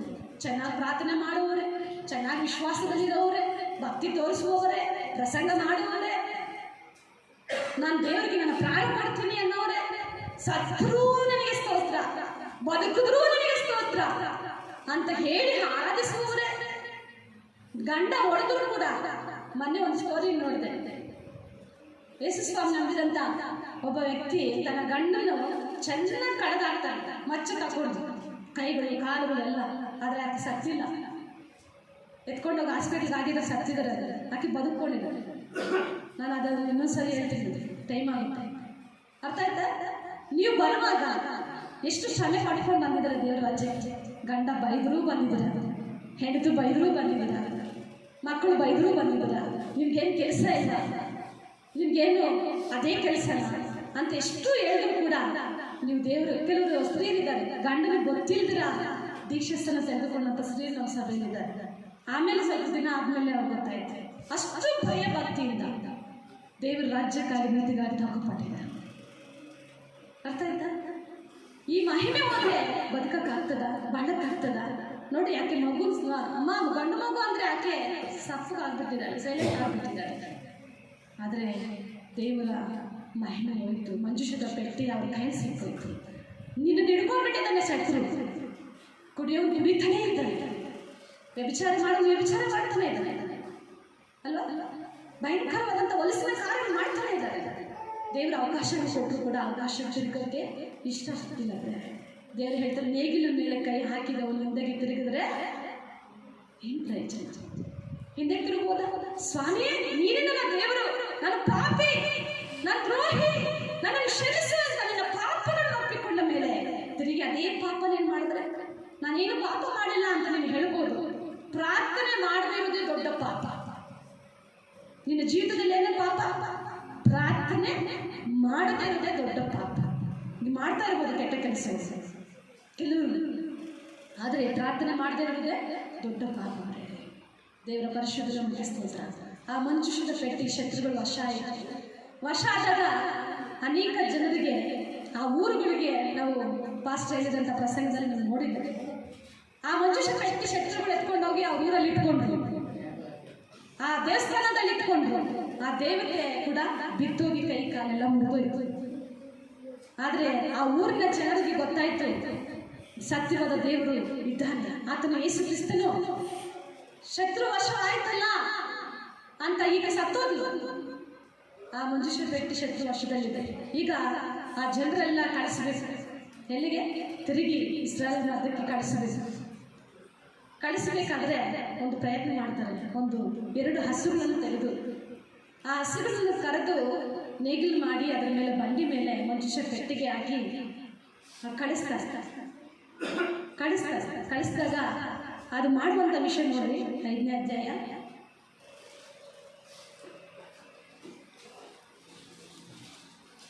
6ನೇ ಅಧ್ಯಾಯ 10ರಿಂದ ಹೋದ್ರೆ, ಅದೇ ಪ್ರಕಾರ ಫಿಲಿಷ್ಟಿಯರು ಹಾಲು ಕರೆಯುವ 2 ಹಸುಗಳನ್ನು ತೆಗೆದುಕೊಂಡು ಬಂಡೆಗೆ ಹೂಡಿ ಅವುಗಳ ಕರುಗಳನ್ನು ಮನೆಯಲ್ಲಿ ಕಟ್ಟಿ ಹಾಕಿ ಯೆಹೋವನ ಮಂಜೂಷವನ್ನು ಚಿನ್ನದ ಇಲಿಗಳು ಗಡ್ಡೆಗಳು ಉಳ್ಳ ಚಿಕ್ಕ ಪೆಟ್ಟಿಗೆಗಳನ್ನು ಬಂಡಿಯ ಮೇಲೆ ಇಟ್ಟರು. ಕೂಡಲೇ ಆ ಹಸುಗಳು ಬೆತ್ತೇಷಿನ ರಾಜಮಾರ್ಗವನ್ನು ಹಿಡಿದು ಕೂಗುತ್ತಾ ನೆಟ್ಟಿಗೆ ಮುಂದೆ ನಡೆದವು. ಎಡಬಲಕ್ಕೆ ತಿರುಗಲಿಲ್ಲ. ಫಿಲಿಷ್ಟಿಯ ಪ್ರಭುಗಳು ಬೆತ್ತೇಮಿಷನ ಎಲ್ಲೆಯವರೆಗೂ ಅವುಗಳ ಹಿಂದೆ ಹೋದರು. ಬೆತ್ತೇಮಿಷನವರು ಅಲ್ಲಿನ ತಗ್ಗಿನಲ್ಲಿ ಗೋಧಿಯ ಬೆಳೆಯನ್ನು ಕೊಯ್ಯುತ್ತಿದ್ದರು. Hallelujah, hallelujah. ದೇವರ ಪರಿಶುದ್ಧ ನಾಮಕ್ಕೆ ಸ್ತೋತ್ರವಾಗಲಿ. ಇಲ್ಲಿ ಆ ಮಂಜುಷ ಪೆಟ್ಟಿಗೆ ಶತ್ರು ವಾಶವಾಯಿತು. ಆ ಊರಲ್ಲಿ ಎಲ್ಲ ಕಾಯಿಲೆಗಳು ಬಂದಿದೆ, ಭಯಂಕರವಾದಂಥ ವ್ಯಾಧಿಗಳು ಬಂದಿದೆ. ಆದರೆ ಅವರು ಆ ಮಂಜುಷ ಪೆಟ್ಟಿಗೆ ಇಟ್ಕೊಳಕ್ಕೆ ಇಷ್ಟ ಇಲ್ಲ. ಅದಕ್ಕೆ ಈ ಮಂಜುಷ ಪೆಟ್ಟಿಗೆಯನ್ನು ಹೇಗಾದರೂ ಸರಿ ನಾವು ಅಲ್ಲಿ ಕಳಿಸಬೇಕು. ಎಲ್ಲಿಗೆ? ಇಸ್ರಾಯೇಲ್ ಮಧ್ಯದಲ್ಲಿ ಹೋಗ್ಬೇಕು. ಮನೆಯಲ್ಲಿ ಇಟ್ಟುಕೊಂಡು ಟಿವಿಯಲ್ಲೇ ಕೆಲವರು ಹೇಳ್ತಾರೆ, ಟಿವಿಯಲ್ಲಿ ಬರ್ತಾನೆ ಇಲ್ಲೇ ನಮ್ಮ ಸೇವಕರು ಇದ್ದಾರೆ, ಇಲ್ಲೇ ನನಗೆ ಮಾತಾಡ್ತಾ ಇದ್ದಾನೆ ಅಂತ ನಾವು ಅಂದ್ಕೋಬಹುದು. ಆದರೆ ಕಷ್ಟ ಕಾಲಗಳು ಬಂದಾಗ ದೇವರು ನಿನ್ನನ್ನು ಎಲ್ಲಿ ಕರೆದಿದ್ದನೋ ಅಲ್ಲಿಗೆ ನೀನು ಬರಲೇಬೇಕು. Amen, hallelujah. ಎಲ್ಲಿ ನಿನ್ನನ್ನು ಅಭಿಷೇಕ ಮಾಡಿದನೋ, ಎಲ್ಲಿ ನಿನ್ನ ತಲಾಂತಗಳು ಕೊಟ್ಟಿದ್ದನೋ, ಒಂದು ಸ್ಕೂಲ್ ಜಾಯ್ನ್ ಆಗಿ ಇನ್ನೊಂದು ಸ್ಕೂಲ್ಗೆ, ಇವಾಗ ನ್ಯೂಟನ್ ಗ್ರಾಮರ್ ಸ್ಕೂಲ್ಗೆ ನೀವು ಜಾಯ್ನ್ ಮಾಡಿದ್ದೀರ. ಇಲ್ಲ ನಾನು ಪ್ರೆಸಿಡೆನ್ಸಿ ಸ್ಕೂಲ್ ಕಳಿಸ್ತಾನೆ ಅಂತ ಕಳಿಸ್ತಾರೆ. ಆವಾಗ ನಮ್ಮ ಬೆಲೆ ಇರ್ತದ. ಇಲ್ಲಿ ಅಡ್ಮಿಷನ್ ಆಗಿದೆಯಾ, ಇನ್ನೊಂದು ಕಡೆ ಹೋಗಿ ಪಾಠ ಕೇಳ್ತೀಯ, ಅವಾಗ ಪಾಸ್ ಆಗ್ತೀಯಾ? ಎಕ್ಸಾಮ್ ಕೊಡೋದು ಯಾರು? ನ್ಯೂಟನ್ ಅವರೇ. ಎಕ್ಸಾಮ್ ಕೊಡೋದು ಯಾರು? Newton grammar. ಪಾಠ ಕೇಳೋದು ಎಲ್ಲಿ? ಅಲ್ಲಿ ನಿಮ್ಗೆ ಹಾಲ್ ಟಿಕೆಟ್ ಕೊಡ್ತಾರ. ಇವಾಗ ಅನೇಕ ಜನರು ನೋಡಿ, ಒಳ್ಳೆ ಟಿವಿ ಮೆಸೇಜ್ ಕಳಿಸಿದ್ರೆ ಅಲ್ಲೇ 10,000 ಎತ್ಕೊಂಡು ಹೋಗಿ ಕಾಣಿಕೆ ದರ್ಶನ ಮಾಡ್ಬೋದು. ಇಲ್ಲ ನಾನು 50,000 ಒಬ್ಬ ಸ್ತ್ರೀ ನನಗೆ ಫೋನ್ ಮಾಡ್ತಾರೆ. ಏನಂತ ಹೇಳ್ತಿದ್ದಾರೆ ಅಂದರೆ, ಅಕ್ಕ ನಾನು ಅಲ್ಲೇ ಕಲ್ತಿದ್ದೀನಕ್ಕ, ಅಲ್ಲೇ ಅಭಿಷೇಕ ಹೊಂದಿದ್ದೀನಕ್ಕ, ಅಲ್ಲಿ ಬಂದಮೇಲೆ ನನ್ನ ಕಾಯಿಲೆಗಳು ಹೋಯ್ತಕ್ಕ, ಅದಕ್ಕೆ ಎಷ್ಟು ನಾನು ದೇವರು ಕೃತಜ್ಞತೆ ಸಲ್ಲಿಸ್ತಾ ಇದ್ದೀನಿ ಅಂದರೆ. ಹೌದಮ್ಮ, ದೇವ್ರ ಸ್ತೋತ್ರ, ಮರಿಬೇಡ, ನಿನ್ನ ಜೀವಿತ ಈ ಬದಲಾವಣೆ ಮಾಡಿಕೊಂಡು ನೀನು ಜೀವಿಸು ಅಂತ ಹೇಳ್ತೀನಿ. ಅಕ್ಕ ನಾನು ಅರ್ಕೆ ಮಾಡಿದ್ದೀನಿ. ಅಕ್ಕ ಏನು ಅರ್ಕೆ ಮಾಡಿದ್ದೀನೋ? ಅಕ್ಕ ನಾನು ಇವಾಗ 2 ಲಕ್ಷ ಸತೀಶ್ ಪ್ರಸ್ತರನ್ನ ಕಳಿಸ್ತಾ ಇದ್ದೇನೆ. ಯಾರಿಗೆ? ಎಲ್ಲಿ ಫಸ್ಟ್ ಸಾಕ್ಷಿ ಹೇಳಿದ್ದೇನೆ. ನಾನು ಇಲ್ಲೇ ರಕ್ಷಣೆ ಹೊಂದಿದ್ದೀನಿ, ಇಲ್ಲೇ ದೀಕ್ಷಾಸನ ತಗೊಂಡಿದ್ದೀನಿ, ಇಲ್ಲೇ ನಾನು ಬಿಡುಗಡೆ ಹೊಂದಿದ್ದೀನಿ. ಆದರೆ ಈಗ ಅರ್ಕೆ ಮಾಡಿದ್ದೀನಿ. ಯಾವುದೋ ಜಮೀನು ದುಡ್ಡು ಬರ್ತದೆ, ಅದಕ್ಕೆ 2 ಲಕ್ಷ ನಾನು ಸತೀಶ್ ಇದ್ದಾರೆ. ಹೌದಮ್ಮ, ಹೋಗ್ಬಿಟ್ಟು ಬಾ ಅಮ್ಮ. ನೀನು ಸಭೆಯಲ್ಲಿ ಏನಿದೆಯಮ್ಮ? ಇನ್ನು ಸಭೆ ಎಷ್ಟು ಬೆಳೆವಣಿಗೆ ಆಗಬೇಕು, ಸಭೆಯಲ್ಲಿ ಇನ್ನೂ ಏನೇನು ಬೇಕು ಅಂತ ನೀನು ಜ್ಞಾಪಕ ಬರಲ್ಲ. ಹೌದಕ್ಕ, 50,000 ನಾನು ಕೊಡ್ತೀನಿ. 50,000 ಕೊಡ್ತಾರ ಕೊಡಲ್ಲ, ಸುಮ್ಮನೆ ಮಾತು ಅಷ್ಟೇ.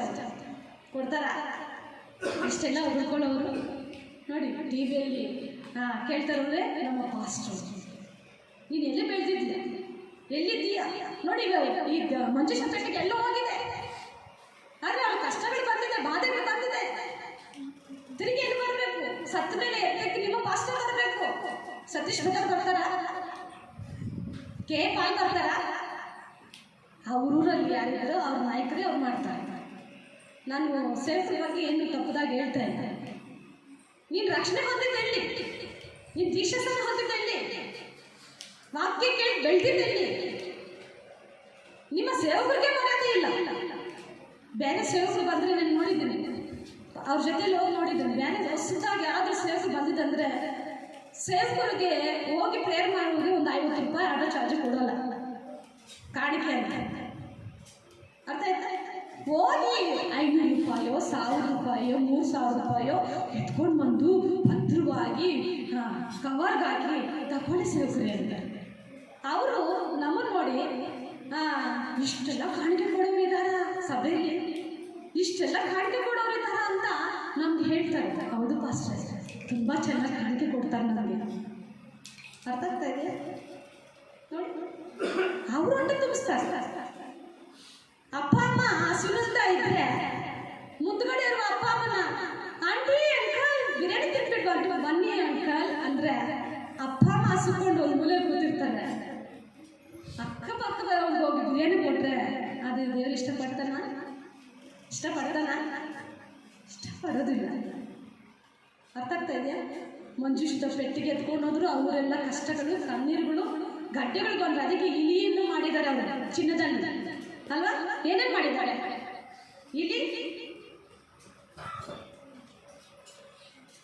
ಇಲ್ಲಿ ಚಿನ್ನದ ಇಲಿಗಳು ಗಡ್ಡೆಗಳು ಉಳ್ಳ ಚಿಕ್ಕ ಪೆಟ್ಟಿಗೆಯನ್ನು ಬಂಡಿಯ ಮೇಲಿಟ್ಟರು.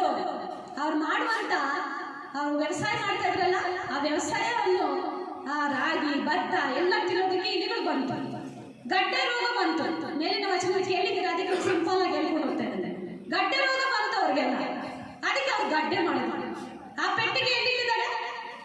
ಹಸುವಿನ ಮೇಲೆ ಇಟ್ಟಿದ್ದಾರೆ. ಎರಡು ಒಂದು ಜೊತೆ ಹಸುವಿನ ಮೇಲೆ ಇಟ್ಟಿದ್ದಾರೆ.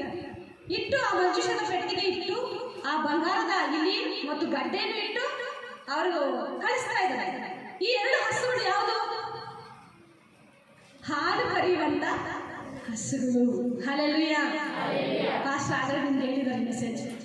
ಹಾಲು ಕರೆಯುವಂತ ಹಸುಗಳು. ಹಾಲು ಕರೆಯುವಂತ ಹಸುಗಳಿಗೆ ನೇಗಿಲಿಟ್ರೆ ಇರ್ತದ? ಅದ ಅಮ್ಮ ಅಂತ ಕೂಗಿದ್ರೆ ಮಗು ಹತ್ರ ಓಡೋಗ್ಬೇಕು. ಆ ಹಸುಗಳು ಸಾಕಿದವ್ರಿಗೆ ಗೊತ್ತಾಗ್ತದೆ ಅದರ ಅಭಿಪ್ರಾಯ ಹೆಂಗೆ ಅಂತ. ಈ ಹಾಲು ಕರೆಯುವಂತ ಚಿಕ್ಕ ಚಿಕ್ಕ ಪಾಪುಗಳಿದೆ, 2 ಪಾಪುಗಳಿದೆ.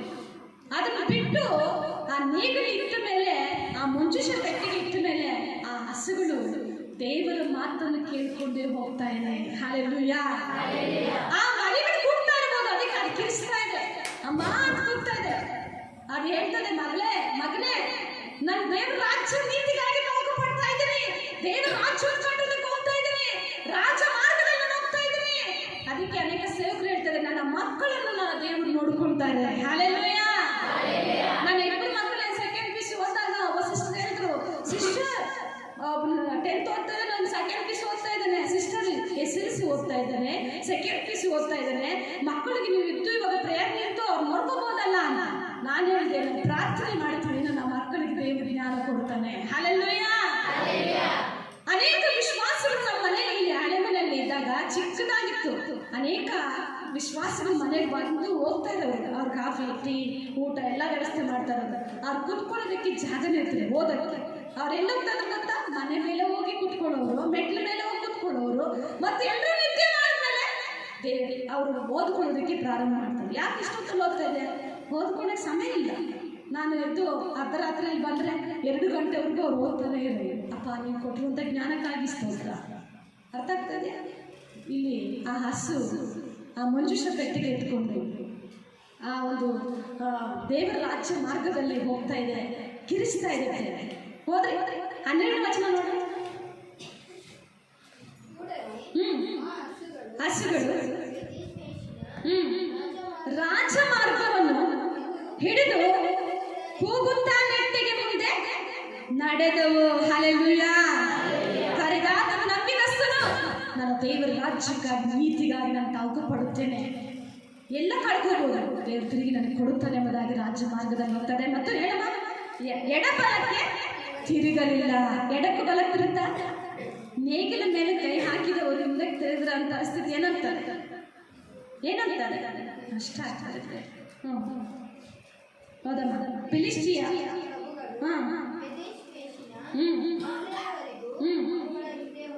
ಇಲ್ಲಿ ಫಿಲಿಸ್ಟಿಯರ ಪ್ರಭುಗಳು ಬಂದಿದ್ದಾರೆ, ಶತ್ರು ಸೈನ್ಯದ ಪ್ರಭುಗಳು ಕೆಲವು ಬರ್ತಾರೆ. ನೋಡೋಣ. ಈ ಹಸುಗಳು ಹಾಲು ಕರೆಯುವಂತ ಹಸುಗಳು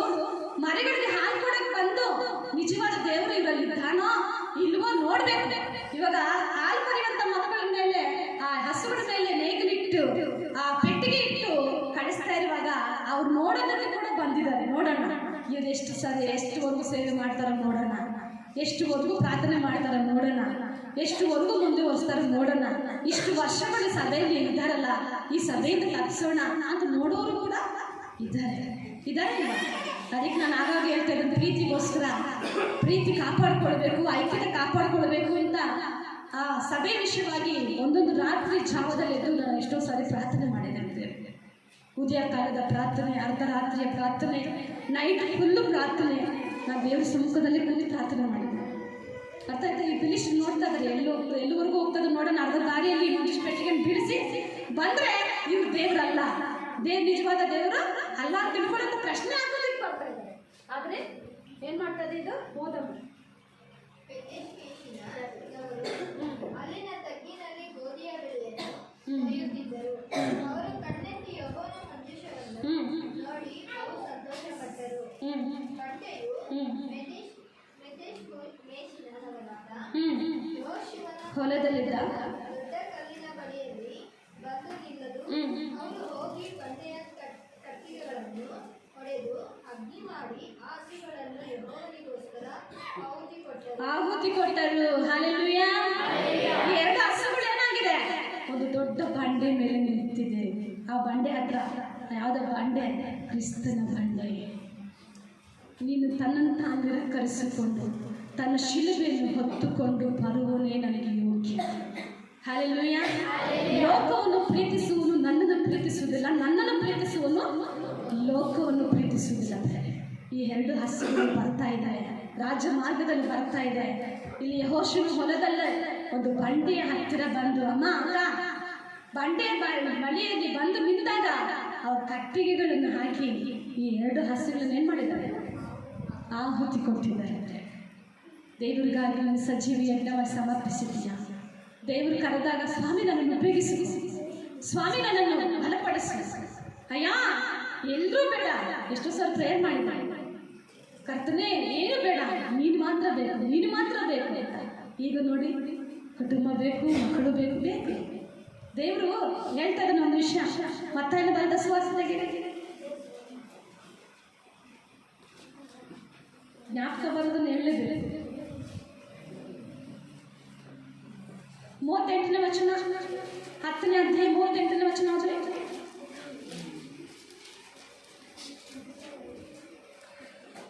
ಮತ್ತು ಯಾವನಾದರೂ ತನ್ನ ಶಿಲುಬೆಯನ್ನು, ಮತ್ತಾಯನ ಬರೆದ ಸುವಾರ್ತೆ 9:10-38. ಮತ್ತು ಯಾವನಾದರೂ ತನ್ನ ಶಿಲುಬೆಯನ್ನು ತೆಗೆದುಕೊಂಡು ನನ್ನ ಹಿಂದೆ ಬಂದ ಹೊರತು ನನಗೆ ಯೋಗ್ಯನಲ್ಲ. ತನ್ನ ಪ್ರಾಣವನ್ನು ಕಂಡುಕೊಂಡವನು ಅದನ್ನು ಕಳೆದುಕೊಳ್ಳುವನು, ನನ್ನ ನಿಮಿತ್ತವಾಗಿ ತನ್ನ ಪ್ರಾಣವನ್ನು ಕಳೆದುಕೊಂಡವನು ಅದನ್ನು ಕಂಡುಕೊಳ್ಳುವನು. ಹಲ್ಲೆಲೂಯಾ. ನನ್ನ ಕುಟುಂಬ ಇದೆ, ನನ್ನ ಮಕ್ಕಳಿದೆ ಅಂತ ತನ್ನ ಶಿಲುಬೆ ಎತ್ಕೊಂಡು ಬರ್ಬೋದು. ನೀನು ಕೊಟ್ಟಿರುವಂಥ ಶಿಲುಬೆ. ದೇವರು ಒಂದು ವಿಷಯ ಹೇಳ್ತಾನೆ, ತನ್ನನ್ನು ತಾನು ನಿರಾಕರಿಸಿಕೊಳ್ಳಬೇಕು. ಹಲ್ಲೆಲೂಯಾ. ನನ್ನ ಕುಟುಂಬ ಬೇಕೇ ಬೇಕು, ನನ್ನ ಸಂಪ್ರದಾಯಗಳು ಬೇಕು. ಈಗ ನೋಡ್ರಿ, ಸಭೆಯಲ್ಲಿ ಎಷ್ಟು ಅನಾಚಾರಗಳು. ಆ ಸಭೆಗೆ ನೀವು ಬಂದು ಏನು ಪ್ರಯೋಜನ? ದೇವರ ವಾಕ್ಯ ಕೇಳಿ ಏನು ಪ್ರಯೋಜನ? ದೇವರು ಹೇಳ್ತಾರೆ, ವಿಗ್ರಹಾರಾಧನೆ ಮಾಡಬಾರದು. ಆಹಾಬ ರಾಜನು ಒಬ್ಬ ಹಿಂದೂ ಧರ್ಮದಲ್ಲಿ ಈಜಿಪ್ಟಿನ ಸ್ತ್ರೀಯನ್ನು ಮದುವೆ ಮಾಡ್ಕೊಂಡ್ಮೇಲೆ ಆಕೆ ಏನ್ ಮಾಡಿದ್ಲು? ದೇವರ ಕಡೆಗೆ ತಿರುಗಿಸಿಬಿಟ್ಲು ಆಹಾಬ ರಾಜನ. ದೇವ್ರ ಭಕ್ತ ಸಭೆ ನೋಡಿ, ದೇವ್ರು ನಂಬಿದ್ದಾರೆ. ತನ್ನ ಮಕ್ಕಳನ್ನ ದೇವರು ಸಂಡೇ ಕ್ಲಾಸ್ಗಳಲ್ಲಿ ಪ್ರಾರ್ಥನೆಗಳನ್ನು ನಡೆಸಿದ್ದಾರೆ. ಈಗ ಎತ್ಕೊಂಡು ಹೋಗಿ ಅಂಗಡಿ ಕೊಡ್ತಾ ಇದ್ದಾರೆ. ದೇವ್ರು ಅದು ಇಷ್ಟಪಡ್ತಾರೆ. ನಾವು ಬಂದು ನಂಬಿ ಏನು ಪ್ರಯೋಜನ? ನೋವಾಗುತ್ತೆ. ಸತ್ರು ದೇವ್ರಿಗಾಯಿಸ್ತಾ ಇದ್ದಾರೆ, ಬದುಕು ದೇವ್ರಿಗಾಯಿಸ್ತಾ ಇದ್ದಾರೆ. ನೀವು ಹೆತ್ತುಗಳು ಏನು ಮಾಡ್ತಾವೆ? ಸಜ್ಜಿಗೆ ಯಜ್ಞವನ್ನು ಸಮರ್ಪಣೆ ಮಾಡ್ತಾರೆ. ಏನಕ್ಕೆ ಕರ್ಕೊಂಡ್ಬರ್ತಾರೆ ಮಕ್ಕಳನ್ನ? ಟೇಕಳಿನ ಅಡುಗೆ ಮಾಡೋದು. ತಂದೆ ತಾಯಿ ದೇವ್ರ ಸಮರ್ಪಣೆ ಮಾಡ್ತಾ ಇದ್ದಾರೆ, ಮಕ್ಕಳು ಎತ್ಕೊಂಡೋಗಿ ಹಿಂದೂಗಳು ಕೊಡ್ತಾರೆ. ನಾವು ಏನಮ್ಮ ಇದು ನಮ್ಗೆ ಇಷ್ಟ ಇಲ್ಲ ಅಂದ್ರೆ, ನಾವು ಹುಟ್ಟಿದಾಗೆ ನಮ್ಮ ಮಾವ ಹೆಸರಿಟ್ಬಿಟ್ಟಿದ್ದಾರೆ. ಹೆಸರಿಟ್ಟು ಮದುವೆ ಮಾಡಿದ. ಏನಕ್ಕೆ ಬಂದು ನೀನು ನೇಗಿಲ ಮೇಲೆ ಕೈ ಹಾಕಿದ್ಯಾ? ದೇವರ ರಾಜ್ಯದ ನೀತಿಗಾಗಿ ಕೈ ಹಾಕಿದ್ಯಾ? ದೇವರೇ, ನಾನು ಪ್ರೀತಿಸಿದ್ದೇನೆ, ನಿನ್ನ ಆಜ್ಞೆಗಳನ್ನು ಕೈಗೊಂಡು ನಡೀತೇನೆ. ನೀವು ನನ್ನ ಪ್ರೀತಿಸಿದಾದ್ರೆ ನನ್ನ ಆಜ್ಞೆಗಳನ್ನು ಕೈಗೊಂಡು ನಡೀರಿ ಎಂಬುದಾಗಿ ದೇವರು ಹೇಳಿದ್ದಾರೆ. ಅದನ್ನು ಕೈಗೊಂಡು ನಡೀತೀರಾ? ಸ್ವಾಮಿ ಸ್ವಾಮಿ ಅಂತ ಹಲ್ಲೆಲೂಯಾ. ಕಣ್ಣೀರೇ ಕಣ್ಣೀರು ಸಾಕ್ಷಿಗಳು, ಪ್ರಾರ್ಥನೆಗಳೇ ಕಣ್ಣೀರೇ ಕಣ್ಣೀರು. ಹೋಗ್ಬಿಡೋದು, ಮಾಡ್ಬಿಡೋದು. ಇವಾಗ ಏನಾದರೂ ಸೇವಕರು ಗಂಟಿಸಿದ್ರೆ ಆ ಸೇವಕರೇ ಸರಿ ಇಲ್ಲ ಬಿಡ್ರಿ ಅಲ್ವಾ? ಆ ಸೇವಕರೇ ಸರಿ ಇಲ್ಲ. ಇನ್ನೇನಕ್ಕೆ ಸರಿ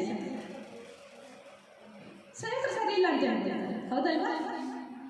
ಇವಾಗ ಅರ್ಶನ ಕುಂಕುಮ ಎಲ್ಲ ಇಡ್ತಾ ಇರ್ತಾರೆ, ಅಲ್ಲಿ ಪ್ರೇಯರ್ ಮಾಡಿದ್ರೆ ಸೇವಕ ಅವ್ರಿಗೆ ತಗ್ಗಟ್ಟಾಗಿ ಮಾಡಿ ಸೇವಕರು ಅಂದಿಲ್ಲ ಅಂತ ಮಾತು ಬರಲ್ಲ ಬಿಡ. ಅವರು ದೇವರು ಹೇಳಿಲ್ಲ, ನೇಗಿಲ ಮೇಲೆ ಕೈ ಹಾಕಿದೆ ನೀನು ಹಿಂದಕ್ಕೆ ತೆಗಿಬೇಡ, ನಿನ್ನನ್ನು ಒಪ್ಪಿಸಿಕೊಟ್ಟಿದ್ಯಾ ಹಿಂದಕ್ಕೆ ತೆಗಿಬೇಡ.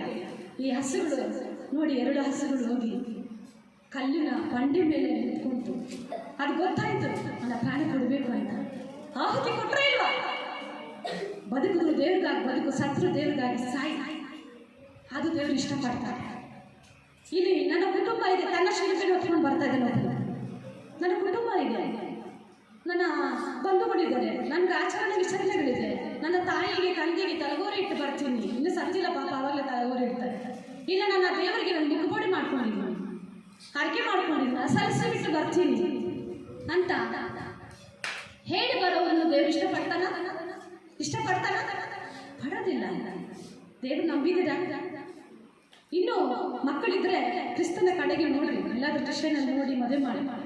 ಆಗ ಒಬ್ಬ ಆತ್ಮ ದೇವರ ಕಡೆ ನಡೆಸಿದಂತ, ಒಬ್ಬ ಆತ್ಮ ನನ್ನ ದೇವರಿಂದ ದೂರ ಮಾಡಬೇಡ. ಅರ್ಥ ಆಗ್ತಾ ಇದೆ ನಿಮಗೆ? ನೋಡಿ, ಹೇಳ್ತಾನೆ ದೇವರು ತನ್ನ ಶಿಲುಬೆಯನ್ನು ಹೊತ್ತುಕೊಂಡು ನನ್ನ ಹಿಂದೆ ಬಂದ ಹೊರತು ನನಗೆ ಯೋಗ್ಯನಲ್ಲ, ತನ್ನ ಪ್ರಾಣವನ್ನು ಕಳ್ಕೊಂಡವನು ಅದನ್ನು ಕಳ್ಕೊಳ್ಳುವನು. ಪ್ರಾಣ ಆಜ್ಞೆ ಮೀರ್ಬಿಟ್ರಿ, ಅದಕ್ಕೆ ಕಳ್ಕೊಂಡ್ಬಿಡ್ತೀರ. ದೇವರಿಂದ ನೀನು ಯಾರು ನನಗೆ ಗೊತ್ತಿಲ್ಲ. ಸ್ವಾಮಿ ಹೇಳ್ತಾನೆ, ನೀನು ಯಾರು ನನಗೆ ಗೊತ್ತಿಲ್ಲ. ಸ್ವಾಮಿ ಸ್ವಾಮಿ ಅಂತ ಹೇಳ್ಬೋದು, ಅಪ್ಪ ಅಂತ ಕೂಗಿರ್ಬೋದು, ಅದ್ಭುತಗಳು ಮಾಡಿರ್ಬೋದು. ತಂದೆ ಚಿತ್ತದಂತೆ ನೀನು ನಡೆದಿಲ್ಲ. ತಂದೆ ಚಿತ್ತದಂತೆ ನಡೆದವನೇ ನನಗೆ ಯೋಗ್ಯನೆಂಬುದಾಗಿ ದೇವರು ಹೇಳ್ತಾನೆ. ಹಲ್ಲೆಲೂಯಾ. ಅದಕ್ಕೆ ನಾವು ತನ್ನ ನಿಮಿತ್ತವಾಗಿ ತನ್ನ ಪ್ರಾಣವನ್ನು ಕಳಕೊಂಡವನು ಅದನ್ನು ಕಂಡುಕೊಂಡುವನು. ತನ್ನ ಪ್ರಾಣವನ್ನು ಕಳಕೊಂಡವನು ಕಂಡುಕೊಳ್ಳುವನು. ಒಬ್ಬ ಸ್ತ್ರೀಗೆ ಹೇಳ್ತಲ್ಲ, ಗಂಡ ಚರ್ಚ್ಗೆ ಹೋಗ್ಬೇಡ, ಚರ್ಚಲ್ಲಿ ಹೋಗಿ ಹಾಡು ಹೇಳ್ಬೇಡ, ಚರ್ಚಲ್ಲಿ ಹೋಗಿ ನೀನು ಆರಾಧನೆ ನಡೆಸಬೇಡ. ಪಾಸ್ಟರ್ ಆರಾಧನೆ ನಡೆಸಕ್ಕೆ ಕೊಟ್ಟಿದ್ರಂತೆ, ಗಂಡ ಬರ್ತಿರ್ಲಿಲ್ಲ. ಆದರೂ ಅಮ್ಮ ಬಲಂತ ಮಾಡ್ಕೊಂಡು ಸ್ವಲ್ಪ ಹೊತ್ತು ಕುತ್ಸಕ್ಕ ಬರ್ತಾ ಇದ್ದಂತೆ. ಅಕ್ಕಪಕ್ಕದವರೆಲ್ಲ ಏನು ಹೆಂಡತಿ ಪಾಸ್ಟರ್ಮನ, ನೀನು ಪಾಸ್ಟರ್ಮನ, ಆ ಅಮ್ಮನು ಹೋಗಿ ಹಾಡಿಗೆ ನಡೆಸೋಕ್ಕೆ ಅಂತ ಹೇಳ್ಕೊಟ್ಟಂತೆ ಗಂಡನಿಗೆ. ಅವಾಗ ಮನೆಗೆ ಹೋಗ್ಬಿಡೆ, ನಾಳೆ ವಾರದಿಂದ ನೀನು ಆರಾಧನೆ ಹಾಡಿಗೆ ನಡೆಸಬಾರ್ದು, ಪ್ರೇಯರ್ ಮಾಡಬಾರ್ದು, ಚರ್ಚ್ಗೆ ಹೋಗ್ಬಾರ್ದು. ಸುಮ್ಮನೆ ಹೇಳ್ತಾ ಇದ್ದಾರೆ ಬಿಡು ನನ್ನ ಗಂಡ ಅಂತ ಆಯಮ್ಮ ಏನು ಮಾಡಿದರೆ ಸುಮ್ಮನೆ ಇರ್ತಾರೆ. ಅರ್ಧ ರಾತ್ರಿಯಲ್ಲಿ 2 ಗಂಟೆ ರಾತ್ರಿಯಲ್ಲಿ, ಒಂದು 12 ಗಂಟೆ ರಾತ್ರಿಯಲ್ಲಿ ಎದ್ದು ಬಿಟ್ಟು ಒಂದು ಗೊಡ್ಲಿ ತಗೊಂಡು ಆಯಮ್ಮನ ಉದಯಕ್ಕೆ, ಆಯಮ್ಮ ಮುಖದ ಮೇಲೆ ಕೈ ಇಟ್ಕೊಂಡಿದ್ದಂತೆ. ಮುಖದ ಮೇಲೆ ಕೈ ಇಟ್ಕೊಂಡಿದ್ದಕ್ಕೆ ಕೈ ಬಂದು ಎಡಗೈ ಬಂದು ಕಟ್ಟಾಯ್ತು. ಏನಿದು ಅಂತ ಅಕ್ಕ ಬಂದಾಗ ರಕ್ತ ಚೆಲ್ತಾ ಇದೆ ಅಂತೆ. ಚೆಲ್ತಾ ಇರುವಾಗ ಎದ್ದು ಅನ್ನು ಕುತ್ಕೊಂಡ್ಬಿಟ್ಟಿದ್ದಾಳೆ. ಆಮೇಲೆ ನೀನು ಹೋಗ್ತೀಯ ಚರ್ಚಿಗೆ ಅಂತೇಳಿ ಇನ್ನೊಂದು ಗೊಡ್ಲಿ ಎತ್ಕೊಂಡ್ಬಂದು ಈಗ ಇಲ್ಲ ಆಯಮ್ಮ ಬಿದ್ದೋಗ್ಬಿಟ್ಲ ಅಂತೆ. ಬಿದ್ದೋದ್ರೆ ಕಾಲಿಗೂ ಆಯ್ತು ಸಿಕ್ಕಿದ ಕಡೆ ಎಲ್ಲ ಹೊಡಿತಾ ಇದ್ದಾನಂತೆ. ಕಾಲುಗಳಿಗೂ ಇಲ್ಲಿ ಪಕ್ಕೆಗೆ ಹೋಗಿ ಆ ಗೊಡ್ಲಿ ಹೋಗಿ ಚಿಕ್ಕೊಂಡಿದ್ದಾನೆ, ಅದನ್ನು ಎಳೆದು ಹೊಡಿತಾನಂತೆ. ಆಮೇಲೆ ಆಯಮ್ಮ ಸತ್ತಿಲ್ಲ ಅಂತ. ಗಂಡ ಏನು ಮಾಡಿದ ಗೊತ್ತಾ, ಒಂದು ಕಲ್ಲು ಎತ್ಕೊಂಡು ಬಂದು ಹಾರ್ಟ್ ಹತ್ರ ಬಂದು ಚೆನ್ನಾಗಿ ಜಜ್ಜಿ ಹೊಡಿತಾನಂತೆ. ಆಮೇಲೆ ಜ್ಞಾಪಕ ಇದೆ ಅಂತೆ, ರಕ್ತ ಸುರಿತಾ ಇದೆ ಅಂತೆ, ಪ್ರಜ್ಞೆ ಹೋಗ್ತಾ ಇದೆ ಅಂತೆ, ಅದ್ರ ಜ್ಞಾಪಕ ಮಾತ್ರ ಇದೆ ಅಂತೆ. ಇನ್ನು ಸತ್ತಿದ್ದಾಳೆ ಅಂತ ಹೇಳ್ಬಿಟ್ಟು ಗೊಡ್ಲಿ ಎತ್ತು ಬಿಸಾಕ್ಬಿಟ್ಟು ಆಯ್ಪ ಓಡೋಗ್ಬಿಡುತ್ತೆ. ಜೋರಾಗಿ ಓಡೋದಕ್ಕೆ ನೋಡಿ ಅಕ್ಕಪಕ್ಕದವ್ರು ಏನು ಶಬ್ದನೇ ಇಲ್ಲ, ಏನೋ ಅಮ್ಮ ಕಿರಿಸ್ತಾರೆ ಅಂತ ಗೊತ್ತಾಗ್ತಾ ಇದೆ. ಅವ್ರೇನು ಅನ್ಕೊಳ್ತಾ ಇದ್ದಾರೆ, ಅವ್ರ ಮನೆಗೆ ಯಾವಾಗಲೂ ಗಲಾಟೆ ಅಲ್ವಾ, ಅದಕ್ಕೆ ಏನೋ ಬಿಡು ಗಂಡ ಹೆಂಡತಿ ಗಲಾಟೆ ಅಂತ ಇದ್ದಾಗ ಅವಾಗ ಅಯ್ಯಪ್ಪ ಆಚೆ ಕಡೆ ಹೋಗಿದ್ದು ನೋಡಿ ಯಾರೋ ಒಬ್ಬರು ಬಂದ್ರಂತೆ. ಬಂದು ನೋಡಿದ್ರೆ ರಕ್ತ ಹರಿತಾ ಇದೆ ಅಂತೆ. ಎಲ್ಲರೂ ಬಂದು ಜೋರಾಗಿ ಕಿರಿಸ್ಕೊಂಡು ಈ ಅಮ್ಮ ಸತ್ತೋಗ್ಬಿಟ್ಟಿದ್ದಾಳೆ ಅಂತ ಹೇಳಿ ಜೋರಾಗಿ ಕಿರಿಸಿ ಪೊಲೀಸರಿಗೆ ಫೋನ್ ಮಾಡ್ತಿದ್ದಾರಂತೆ. ಈ ಅಮ್ಮ ಸ್ವಲ್ಪ ಜ್ಞಾಪಕ ಇದೆ ಅಂತೆ, ಎಚ್ಚರಿಕೆ ಇದೆ, ಮಾತಾಡೋಕ್ಕಾಗ್ತಾಯಿಲ್ಲ, ಕಣ್ ತೆಗಿಯೋಕ್ಕಾಗ್ತಾಯಿಲ್ಲ, ಬ್ಲಡ್ಡೆಲ್ಲ ಹೋದ್ಮೇಲೆ ಅಮ್ಮ ನಾನು ಸತ್ತೋಗಿದ್ರಂತ ಹಂಗೆ ಇದ್ದಾವೆ ಅಂತ 1:30 ಹಿಡ್ಕೊಂಡು ಬೆಳಗಿನ ಜಾವ 5 ಗಂಟೆವರೆಗೂ ಅಲ್ಲೇ ಮರೆಸಿದಾರೆ. ರಕ್ತ ಎಲ್ಲ ಹೋಗ್ಬಿಟ್ಟಿದೆ ನೋಡ್ದ, ಅಷ್ಟು ಕಷ್ಟ. ಆಮೇಲೆ ಅವರ ಅತ್ತೆ ಬಂದ್ಬಿಟ್ಟು ಅಮ್ಮ ಸೊಸೆ ಅಂತ ಹೇಳ್ಬಿಟ್ಟು ಅಳ್ತಾ ಇದ್ರೆ ಮಾತಾಡಿ ಕೈ ಎತ್ತಕ್ಕೂ ಆಗ್ತಾಯಿಲ್ಲ, ಕೈಯೆಲ್ಲ ಕಟ್ ಮಾಡಿ ನಾನು ಮಾತಾಡೋಕ್ಕಾಗ್ತಾಯಿಲ್ಲ. ಆಮೇಲೆ ಮಾತಾಡೋಕೆ ಹೋಗ್ತಾಳಂತ ಸುಮ್ಮನೆ ಒಂದು ಕೆಮ್ಮು ಅಂದಂತೆ. ಅವ್ರು ನಾನು ಸೊಸೆ ಬದುಕಿದ್ದಾಳೆ, ಹಾಸ್ಪಿಟಲ್ಗೆ ಎತ್ಕೊಂಡು ಹೋಗಿ ಅಂತ ಹಾಸ್ಪಿಟಲ್ಗೆ ಸೇರಿಸಿದಾಗ ಅಮ್ಮನಿಗೆ ಎಷ್ಟು ಹೊಲಿಗೆ ಹಾಕಿದ್ದಾರೆ ಅಂತ ಆ ಸ್ಟೋರಿ ನೋಡಬೇಕು, ಕಳಿಸ್ತೀನಿ, ವಾಟ್ಸಪ್ ಕಳಿಸ್ತೀನಿ. ನಿಮಗೆ ಕಣ್ಣೀರು ಬರ್ತದೆ. 1 ಅವರ್ ಒಂದು ಸಾಕ್ಷಿ ಸಿಂಪಲ್ಲಾಗಿ ಹೇಳಿ ಮುಗಿಸ್ತೀನಿ. ಆದರೆ ಹಾಸ್ಪಿಟಲಲ್ಲಿ ಚಿಕಿತ್ಸೆ ಕೊಡ್ತಾ ಇದ್ದಾರೆ. ಗಂಡ ಆದ್ಮೇಲೆ ವಿಷ ಕುಡಿದು ಸತ್ತೋದ, ವಿಷ ಕುಡಿದು ಸತ್ತೋಗಿದ್ದಾರೆ ಹೆಂಡತಿ ಅಂತ ಆಚೆ ಕಡೆ ಡಾಕ್ಟ್ರೆಲ್ಲ ಮನಸಿದ್ರೆ ಈಗ ಆಯ್ಕೆ ಮಾಡಿದ ವಿಷ ಕುಡಿದು ಸತ್ತೋದ್ನಂತೆ. ಆದರೆ ಈಗ ಇನ್ನು ಅನೇಕ ದೇಶಗಳಿಗೂ ಅನೇಕ ಪ್ರಾಂತ್ಯಗಳಿಗೂ ಏಸನ್ನವರ ಮಿನಿಸ್ಟ್ರಿಯಲ್ಲಿ ಮತ್ತು KFL ಮಿನಿಸ್ಟ್ರಿಯಲ್ಲಿ ಎಲ್ಲ ಕಡೆ ಸಾಕ್ಷಿಗಳು ಹೇಳ್ತಾ ಇದ್ದಾರೆ. ಕರೆದಾದ ನಮಗೆ ಸತ್ತರು ದೇವರು ರಾಜ್ಯಕ್ಕಾಗಿ ನೀತಿಗಾಗಿ ತಗೊಳ್ಳಿ. ನೋಡಿ, ಇಲ್ಲಿ ನಾವು ನೋಡ್ತಾ ಇದ್ದೀವಿ, ತನ್ನನ್ನು ತಾನು ಕಳ್ಕೊಳ್ಳುವನು ಏನು ಮಾಡ್ತಾನೆ? ಎಲ್ಲವನ್ನು ಹೊಂದಿಕೊಳ್ಳುತ್ತಾನೆ. ಹಲ್ಲೆಲೂಯಾ. ನನ್ನ ನಿಮಿತ್ತವಾಗಿ ತನ್ನ ಪ್ರಾಣವನ್ನು ಕಳ್ಕೊಂಡವನು ಅದನ್ನು ಕಂಡುಕೊಳ್ಳುವನು. ಆಮೆನ್. ದೇವರ ಪರಿಶುದ್ಧ ನಾಮಕ್ಕೆ ಸ್ತೋತ್ರ. 36ನೇ ವಚನ ನೋಡ್ರಿ. ಅದೇ 10:36.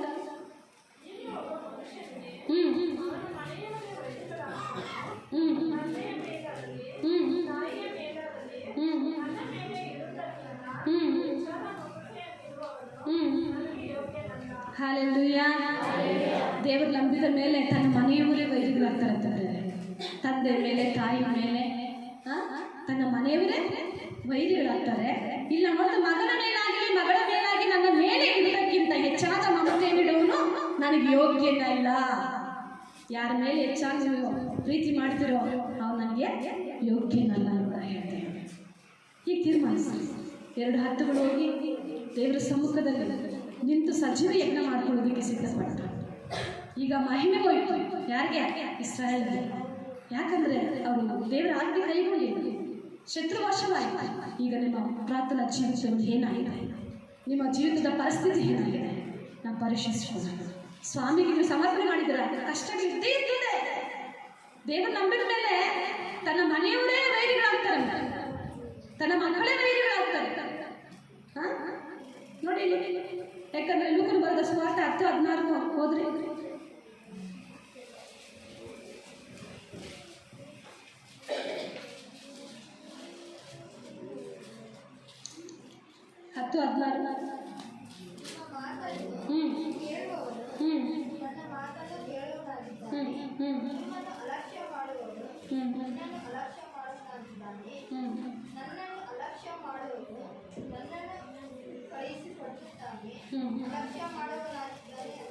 ಹಲ್ಲೆಲೂಯಾ. ದೇವರ ಮಾತನ್ನು ಕೇಳಬೇಕು. ದೇವರು ಏನು ಮಾತಾಡ್ತಾ ಇದ್ದಾನೋ ಆ ಮಾತು ನನ್ನನ್ನೇ ಮಾತಾಡ್ತಾನೆ ಅಂತ ಹೇಳಬೇಕು. ಅಲಕ್ಷ್ಯ ಮಾಡಿದ್ರೆ ದೇವರನ್ನೇ ಅಲಕ್ಷ್ಯ ಮಾಡಿದ ಹಾಗಾಗುತ್ತೆ. ಅದಕ್ಕೆ ಈ ವಾಕ್ಯದಲ್ಲಿ ನಾವು ನೋಡುವಾಗ 35ರಿಂದ ಹೇಗೆಂದರೆ 10ನೇ ಅಧ್ಯಾಯ ಮತ್ತೇನು ಬರೆದ ಸುವಾರ್ತೆ ಹೇಗೆಂದರೆ ಮಗನಿಗೂ ತಂದೆಗೂ ಮಗಳಿಗೂ ತಾಯಿಗೂ ಸೊಸೆಗೂ ಅತ್ತೆಗೂ ಭೇದ ಹುಟ್ಟಿಸುವುದಕ್ಕೆ ಬಂದನು. ಹೀಗೆ ಒಬ್ಬ ಮನುಷ್ಯನಿಗೆ ಅವನ ಮನೆಯವರೇ ವೈರಿಗಳಾದವರು. ಹಲ್ಲೆಲೂಯಾ. ಶೋಧನೆ ಇದ್ದಿರ್ತದೆ ಪ್ರೇರೆ. ಈ ಶೋಧನೆಯನ್ನು ಸಹಿಸಿಕೊಳ್ಳುವುದನ್ನು ಅವನು ಪರಿಶೋಧಿತವಾದ ಮೇಲೆ ಜೀವವೆಂಬ ಜಯಮಾಲೆ ಕೊಡ್ತಾನೆ ಪ್ರೇರೆ.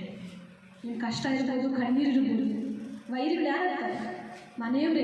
ಆಕೆ ಏನಾಗ ಗಂಡನೇ ವೈರಿ ಆದ, ಸಾಯಿಸೋದಕ್ಕೆ ಪ್ರಾರಂಭ ಮಾಡಿದ. ಆದರೆ ಆಕೆ ಸಫಲ, ಜೀವ ಹೋಗಲಿಲ್ಲ, ಬದುಕೊಂಡು ಅನೇಕ ಜನರಿಗೆ ಸಾಕ್ಷಿಯಾಗಿ ನಿಂತಿದ್ದಾಳೆ ಪ್ರೇರೆ. ಹಲ್ಲೆಲೂಯಾ. ನೀವು ನೇಗಿಲ ಮೇಲೆ ಕೈ ಹಾಕಿದೆ ಹಿಂದೆಗೆ ಹೋಗ್ಬೇಡ. 2 ಹಸುಗಳು ನೋಡಿ, ಮಕ್ಕಳ ಹಾಲು ಕೊಡುವಂಥ ಹಸುಗಳು. ಆದರೆ ಮಕ್ಕಳು ನೋಡಲಿಲ್ಲ. ನನ್ನ ಮಂಜುಷದ ಪೆಟ್ಟಿಗೆ ನನ್ನ ಮೇಲೆ ಸುವಾರ್ಥ ಸಾರುವಂಥ ಭಾರ ನನ್ನ ಮೇಲಿದೆ. ದೇವರು ಹೇಳಿದ್ದಾನೆ, ಇಗೋ ನನ್ನವನು, ಇವನಲ್ಲಿ ನನ್ನ ಆತ್ಮ ನಿಲ್ಲಿಸಿದ್ದೇನೆ.